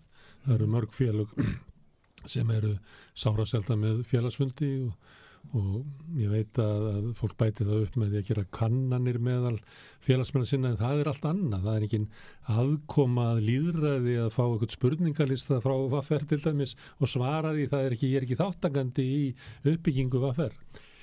En spurningin lýðræðiskerfið okkar, það virkar ekki nema almenningur sutt á götunum, því að annars fara þeir sem hafa völdin að þjóna þeim sem eru með völdin og eru með auðin. Þetta hefur alltaf verið svona, eða hefur kerfunum okkar hnignað svona mikið að við getum ekki, að samfélagi mun ekki byggjast upp eftir kröfum meginþorra almennings nema að almenningur sé bara út á götunum og hrópandi. Já, ég held að ef við tökum svona kannski stöðuna frá bankahruninu, þegar ég fór ásamt þúsundum niður á Austurvöll. Þar var verkalýðshreyfinguna hvergi að finna. Þar tóku stjórnmálin algjöra afstöðu með kröfuhöfum föllnum bankana og fórnuðu bara almenningi og heimilónum með húð og hár. Upp úr þeirri grasrót þessari búsaldabyltingu var til borgarhreyfingin, voru til hagsmunasamtök heimilanna sem hafa verið mjög virk og flott samtök. Og þetta leiddi til ákveðna breytinga inn í verkalýðshreyfingunni. Hún varð róttækari og hún svona held ég að hafi náð svona meira sambandi við grasrótuna heldur hún hafi reynt að gera, vegna þess að það búið að vera áralöng hnignun þar inni. Þú veist, það var ekki hægt að komast inn í stjórn hvorki VFR eða annara félaga, vegna þess að stjórnirnar þær völdu sér fulltrúaráð. Þú veist, ég reyndi að komast inn í fulltrúaráð í VFR og ég þurfti að fara í svona viðtal með við fórum í viðtal hjá 2 stjórnarmönnum og þáverandi formanni. Þú veist, það bara að spyrja með svona spurninga. Og svo gangi frímúrarregluna. Já, bara hvað erinda frá meðmæli frá fyrrum núverandi félögum. Já, og það út frá þeim forsendum átti, þú veist, maður tekin inn eða ekki, skilur, og svo hefði það mitt hlutverk verið að kjósa síðan stjórn, sem þá ætti bara sama fólki aftur og aftur. Típisk uppbygging til þess að verja völd núverandi valdhafa. Þetta höfum við náð að brjóta nokkuð vel upp með látum þó, ég inn í VFR og Sólveig Anna inn í Eflingu og Vilhjálmur Birgisson gerði það rauninni upp á Skaga með hallabyltingu þar á sínum tíma á undan okkur, en kerfi sem slíkt, þú veist, þetta verkalýðshreyfingin, Alþýðusamband Íslands og þú veist, þessi svona kultúrin að ræða við stjórnvöld og komast að einhverju niðurstöðu, þú veist, að semjum eitthvað og síðan þegar á að efna þá að endur semja, þú veist, þú þarft alltaf að semja saman hlutin aftur og það, þú veist, þú semur segjum bara afnám verðtryggingar 10.000 skall og þú veist og svo ætlar að fara að fá efndir og loforðið og það segir, þú veist, ef ekki hafa það 5 eða 4 og þetta endar einhverjum 2.000 skalli, þú veist, þetta verður niðurstaðan verður einhvern veginn gagnslaus. Það breytist ekkert í grunn. Og varnarmúrin sem í kringum, þú veist, bara eins og Sjálfstæðisflokkurinn hefur sko aktað okkur Bjarni persónulega kom inn í samningana 2019 til þess að bara reyna að skera þennan hnút og koma með eitthvað að borðinu en hann náttúrulega sami legarinn og allir aðrir sem að við höfum verið að semja við þú veist, og ég nota svona stór orð vegna þess að þetta bara svona vegna þess að sko þetta það er svo áhugavert að vera svona miklu návíi við stjórnmálin eins og við erum að vinna með fólki sem að þú ert með fyrir fram að þig sem að bæði algjörlega veruleika fyrt fyrir þeim vanda sem við stöndum fram fyrir og þú getur ekki treyst fyrir horn þú veist í hvaða stöðu ertu að semja við stjórnvöld einhverjar aðgerðir þegar eru 99% líkur að þau muni svíkja þig alveg sem þau gerum við kjósendur þau koma ekkert öðruvísi fram við verkalýðshreyfinguna heldur en kjósendur í þessu landi þú veist þetta og maður þarf bara að nota stór orð vegna þess að þetta bara svona og hvað hægt að gera allir að bara láta teimað á astnæðirunum skilurðu, þú veist á ég bara að taka þátt í þessum leik sem formaður stærsta stéttarfélagsins og segja bara herðu, já ef við förum bara í kjarasamninga og þú veist við gerum þetta eins og við höfum alltaf gert þetta við byrjum á þessum viðræðum, þær eru komnar í gang og við ræðum styttingu vinnuvikunnar í næsta mánuð og svo veikindaréttin og svo síðan komin í desember og svo allt komið í einhvern lás í janúar þegar samninga fara að renna út og svo kemur febrúar og það allt í einhverju tómu stál í stál og kvöld og næturfundir. Mjög háskalegir tímar og erfitt að semja Já, mjög mikil óvissa og svoleiðis og mikil krafa á aðila vinnumarkaðarins að gæta hófs. Seðlabankinn komin upp á tærnar og náttúrulega allir lobbyistar auðvaldsins og sérhagsmunafla og síðan kemur ríkið svona á loka metrónum með aðgerðapakka sem þeir setja á segjum bara 50-80 miljardar bara aðgerðapakka til þess að liðka fyrir kjarasamningum og við skrifum undir allir rosalega sáttir vitandi svona innst inn í hjarta sínu að það ekkert að marka þetta fólk og þessi samningur eða það sem verið að lofa ekki sko pappisins virði frekar en annað sem hefur komið frá þessu fólki og þá eiginlega bara kannski tvennt í stöðunni þú veist ámara að taka þátt í þessu og halla sér aftur, vera hluti að þessu leikriti sem háð ekki bara sko hálfu stjórnvalda heldur líka raunni af hálfu verkalýðshreyfingarinnar eða ámaður einhvern veginn að koma bara, þú veist, svolítið hreint í dyrana gagnvart sko almenningi og mínu félagsfólki og bara fólkin í landinu og segja bara svona þetta og svona verður þetta ef að þið rísið ekki upp ef við getum ekki fundið aðrar aðferðir þú veist, ég veit að það leysir ekkert máli að fara niður í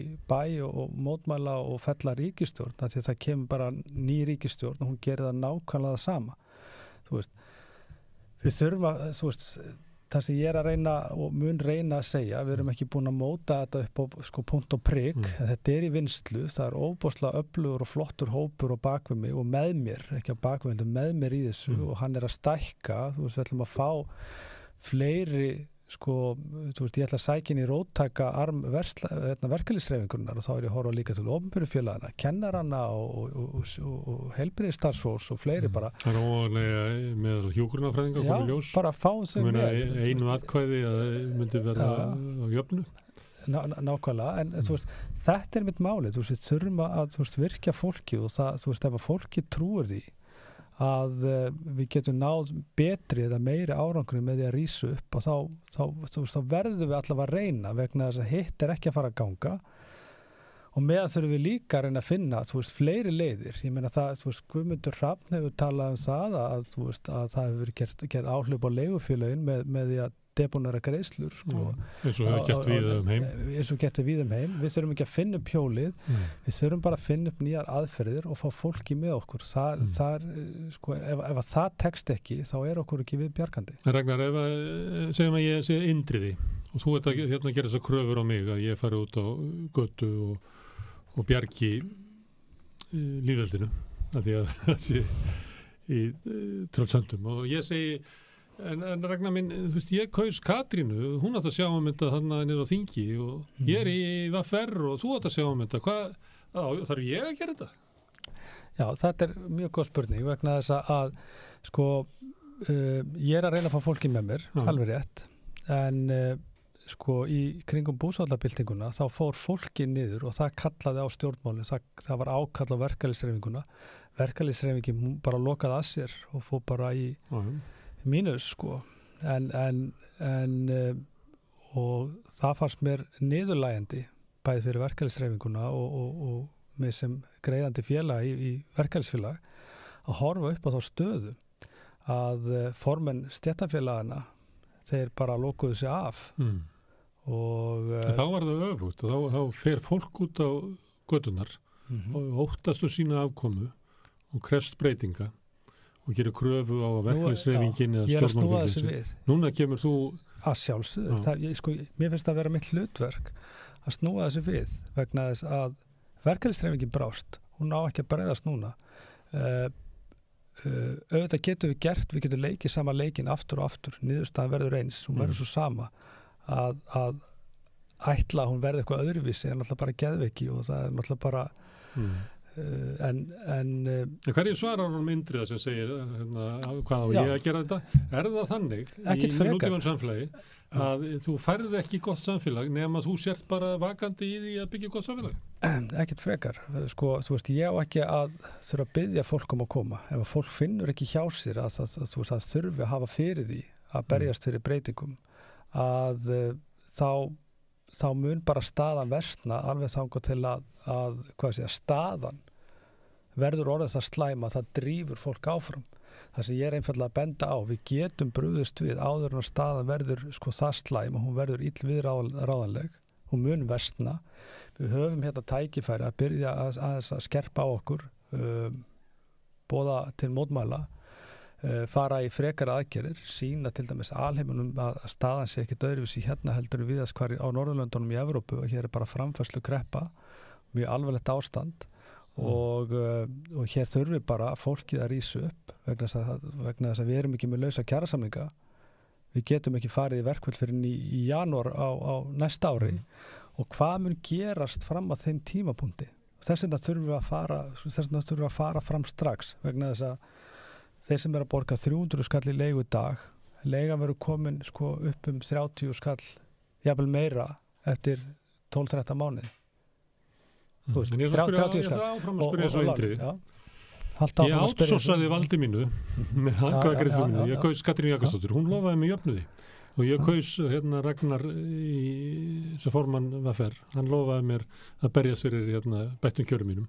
Ég er búin að átsósa þessu. En svo núna kemur þú og segir að það dugi ekki. Heldur verði ég að vera líka með potti minn og pönnuna eða kröfuspjaldi mitt. Það bara dugar ekkert minna til. Þannig að við munum ekki fá gott samfélagina nema að fjöldin sé virkur þáttakandi. Þú getur ráðið einhvern eða kosið einhvern til þess að leiða stort verkalýðsfélag en hann er og verður aldrei sterkar en fólki sem er á bakvið hann og tilbúið fylgjónum. Og það er rauninni bara okkar samningsstaða hjá samtökum gagnvart samtökum atvinnulífsins, gagnvart stjórnvöldum er fylkingin sem er tilbúin til þess að fylgja sér á bakvið okkur og þetta er ekki bara sko skuldbindingin í verkalýðsfélagi að þú þarft að vera tilbúin til þess að leggja niður störf og það er bara meira átt og mikil ákvörðun að fara í verkfall og leggja niður störf ef við náum ekki okkar fram. Þetta er miklu auðveldara að saminast einhverja svona grundvallar breytingar í okkar samfélagi með breiðfylkingu af fólki sem er tilbúin til þess að berjast fyrir þessu, ólíkum hópum og þetta er bara, þú veist, okkur berurinn samfélagslega skylda til þess og það er ótrúlegt, þú talaðir í byrjun þáttarins það að það séu bara þeir sem hafa það skítt og eru í vandræðum, þetta er ekki svo ég meina við erum líka með fullt af fólki sem á börn, sem er búið að úthýsa frá húsnæðismarkaði fyrir lífstíð, þau sjá bara enga framtíð þau eru með börn í námi sem að sjá ekki framtíð hérna á Íslandi að koma hérna heim vegna þess að þú veist fyrir að fyrst að fá ekki íbúð eða fá íbúð og þá bara þú veist þá er ekkert eftir skilur þú veist þetta er sko staðan er bara hún er orðin slæm en þú veist stóra spurningin hversu slæm verður hún ef við gerum ekkert? Já, ég meina, fyrir mér þetta bara spurningum bara, hversu mikil þrælslund þjóðarinnar, hvað þurfum við að láta þetta ganga langt, þanga til að þetta springur svoleiðis í andlitið á stjórnmálunum að hér verða 7-8.000 manns niður á Austurvelli. Ég tilbúin til þess að fara niður á Austurvelli, mér er alveg saman þá mæti 5. Það skiptir mig meira máli að láta ekki kalla á mig niður eftir heldur frekar að vera til stað þá mætingin, þá er það bara allt í lagi, þá er ég bara það niður frá að segja ég er tilbúin, við erum hérna, við erum klár í slaginn en þið verður bara átt ykkur á því, það mun ekkert breytast, ég er að segja ykkur ég er að lýsa fyrir ykkur minni upplifun og því sem við munum fá í hendurnar eða munum fá í hendurnar í kringum næstu kjarasamninga, við náum einhver í kringum launaliðin en það mun eitthvað koma frá stjórnvöldum en það verður allt svikið. Ég ætlaði þegar þú sagðir að ég hefði sagt að það hefði verið fáir sem hefði að skýt, ég var að draga upp mynd sem að gæti verið rök fyrir því að þess þríeykið í ríkisstjórninni væri lokað inn í þeim hluta þjóðarinnar sem hefði það gott og sæi ekki hinn. Ég hef verið frekar talsmaður á því að þessu miklu fleiri sem hafa það skýt í samfélaginu heldur að fólk almennt átt að segja á. Já, ég held að vilja halda að væri þriðjungur af þjóðinni sem hefði það skýtt, þriðjungur þar fyrir ofan þegar á leiðinni þangað eða getur lentar minnstu áfall. Ég held að þetta hlut að sé að detta upp í helming. Ríkisstjórnin er sannanlega í einum ríkisstjórn hins þriðjungsins þannig sem svífur ofan á og er náttúrulega mest að þjóna þeim sem ég byrst afsökunar af þessu. Ég ætla ekki að leggja þér orðið en tökum aftur á Indriða, nú er hann búin að segja já, ég er bara að fatta þetta það mun ekkert breytast nema almenningur beiti þrýstingi.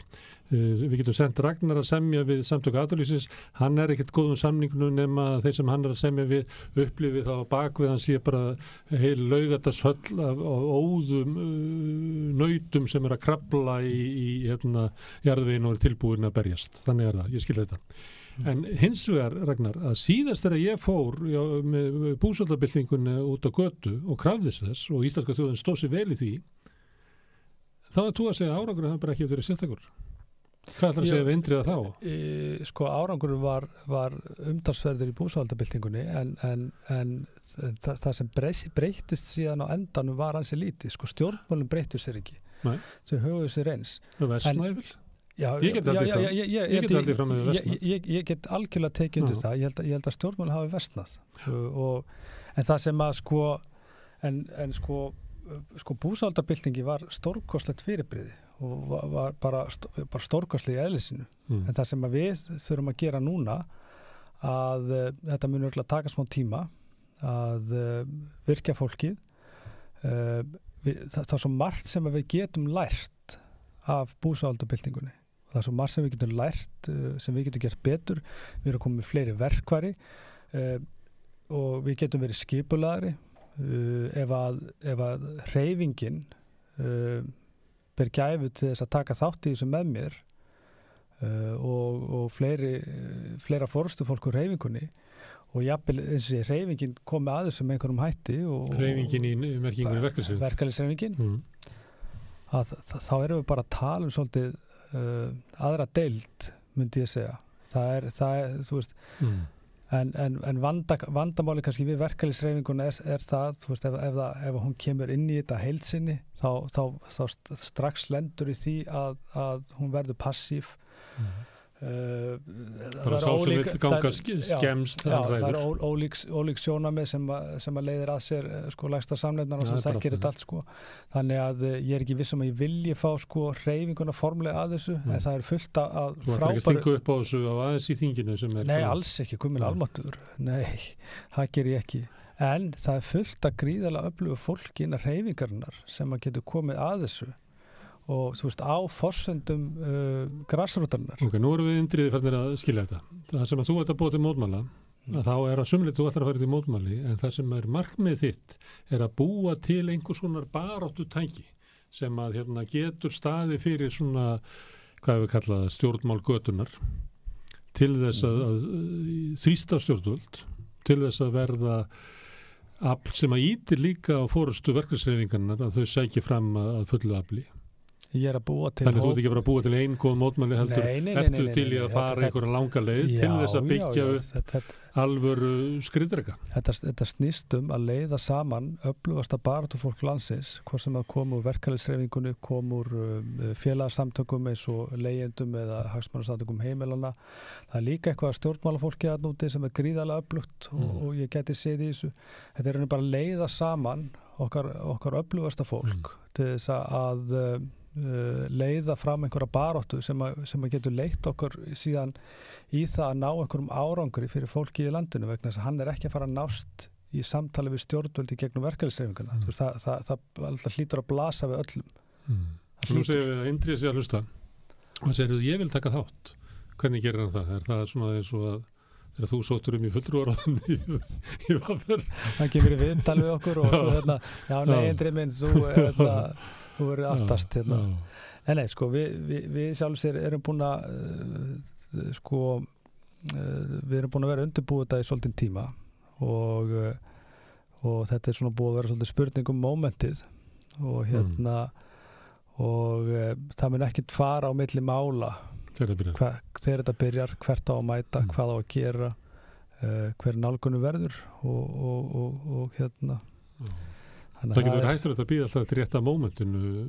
VG er alltaf að býða eftir rétta mómentinu hvenær að vera til sverju til stálskak og sjáttáflónum. Það er aldrei nógu stórt. Nei, mómentu hefur komið. Við erum að fara að gera þetta. Við erum ekki að fara að býða eftir mómentinu. Við höfum rætt þetta í tölverðan tíma.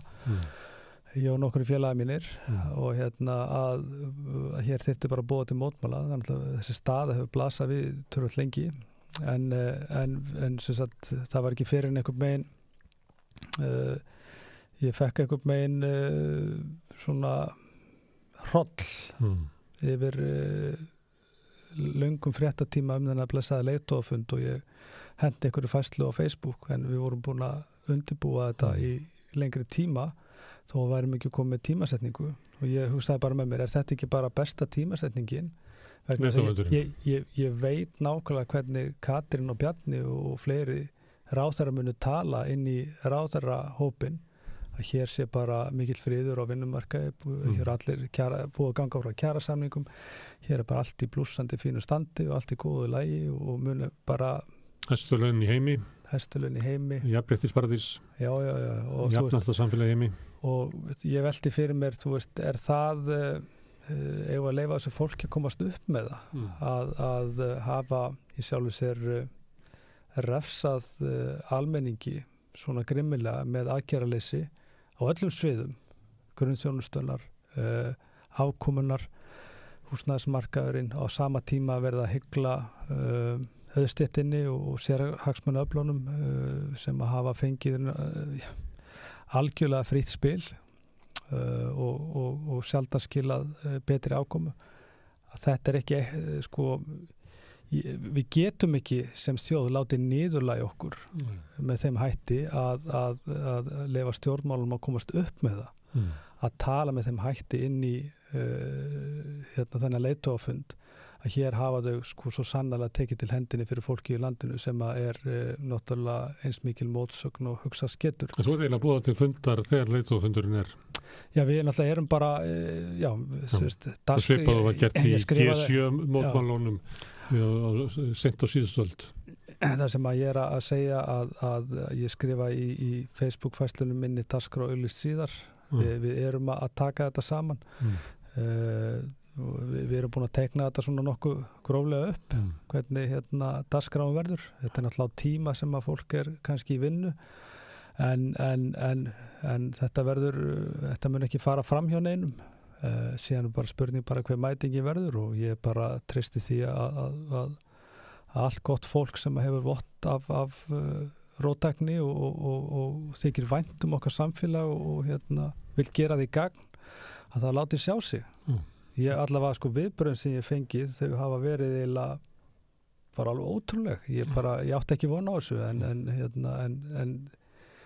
það er oft þannig að stundum ef maður hefur tilfinningu fyrir einhverju að það ámæra að vera duglegri að deila með öðrum. Þetta eins og til dæmis þegar ég bauð mig fram til formans VFR 2017, þú veist, ég var með enga stuðning innan stjórnarinnar, þú veist, það var ekki hljómgrunni fyrir mína skoðanir, hvorki innan ASÍ eða stjórnar VFR. Og maður hugsa auðvitað með sér, þú veist, er það ég sem eitthvað rugglaður eða þú veist, er ég ekki að lesa salin eða aðstæður? Og þannig að, þú veist, ég hendi þessu framboði bara á þeim tíma. Það kannar hvort þú værir klikkaður eða ekki? Nei, ég var ekki þess að kannar hvort þú værir klikkaður, ég vildi frekar bara láta kjósa mig út heldur en að hætta. Ég segi það hvort að þú læstir þetta svona að vera á. Já, þú veist, ég velti því oft fyrir mér, en þú veist, mitt framboð var á þeim tíma vantraust að fórust Alþýðusambandsins og verkalýðshreyfinguna í heild sinni og ég var bara stór sigur, þannig að það voru þá aðrir sem voru að lesa salin með öðrum hætti heldur en ég á þeim tíma og ég var mjög jaðarsettur innan hreyfingarna á þeim tíma og er það ennþá og mér finnst allavega að viðbröðunum að dæma þá ég spái því að það verði fleiri en 5 á þessum mótmælum. Já, við sjáum til að fáum að fylgjast með því hérna við rauðaborðið, en bara því að það er ekki næsta 50 dag sem verður sett þing Alþýðusambandsins, það er ekki 50 á föstudag? Jú, 50 á föstudag. Hefur þið væntingar til þess að það þing verði? Það var eiginlega bara komið ljós. Ég get ekki til dæmis, þó að sé svona stutt í þing, ég get ekki spáð eins og það hvort að Alþýðusambandið verði með hlutverk í næstu kjarasamningum eða ekki eftir þingið. Þingin alltaf mun segja mikið til hvort það verði möguleiki eða ekki, hvort það verði eitthvað hlutverk fyrir Alþýðusambandið. Þú veist, það stéttarfélögin alltaf að gefa Alþýðusambandinu það hlutverk og það vald sem við viljum. Og það er bara, já, ég er svona mátulega bjartsýnn með að hafi hlutverk en síðan aftur, já, skiptir þetta kannski ekki eins miklu máli eins og margir halda, hvort Alþýðusambandi verði í virkun hlutverk í næstu kjarasamningum eða ekki. Ég held að mitt mat á stöðunni er það að baráttan fyrir kerfisbreytingum, hún verður ekki háð á pólitískum vettvangi Alþýðusambandsins og stjórnvalda, hún verður bara háð á göttunni. Já, mótmælin innan fárra vikna eru mikilvægari heldur en þessi þingið. Ég meina, Alþýðusambandið eða það sem er framundan í kjarasamningunum, það er að segja, þú veist, það er kerfisbreytingar sem við viljum fá að hendi stjórnvalda og það er aðgerðir. Við munum ekki ná, þú veist, við náum engu í gegnum þetta samtal. Þú veist, þetta er fullreynt. Þessi fólki er ekki treystandi, það þarf að þrýsta því upp í vegg með öðrum hætti og það gerum við bara með róttækara aðgerðum heldur en við erum að gera í verkalýðshreyfingunni en hafa virkað áður, en við þurfum bara að læra af því sem að betur hefði mátt fara í kringum búsáhaldabyltinguna. Ef að fólki er ekki tilbúið í þetta, þá skulum við bara spenna beltin og búa okkur undir það versta vegna þess að staðan áttur að versna. Heilbrigðisþjónustan áttur að versna, biðlistar eftir að lengjast, framkvæmdir á húsnæði munu draga saman, leiga mun hækka, lánin munu hækka ennþá meira. Veist, þetta er bara það sem er að fara að gerast og þetta er bara því miður. Það er leiðilegt að segja það, þetta er bara í höndunum á fólkinu. Gott að heyra það. Ragnar, kæra þakkir, sjáumst í mótmælunum og við snúum okkur að næsta máli hér við rauðaborðið eftir augnablik.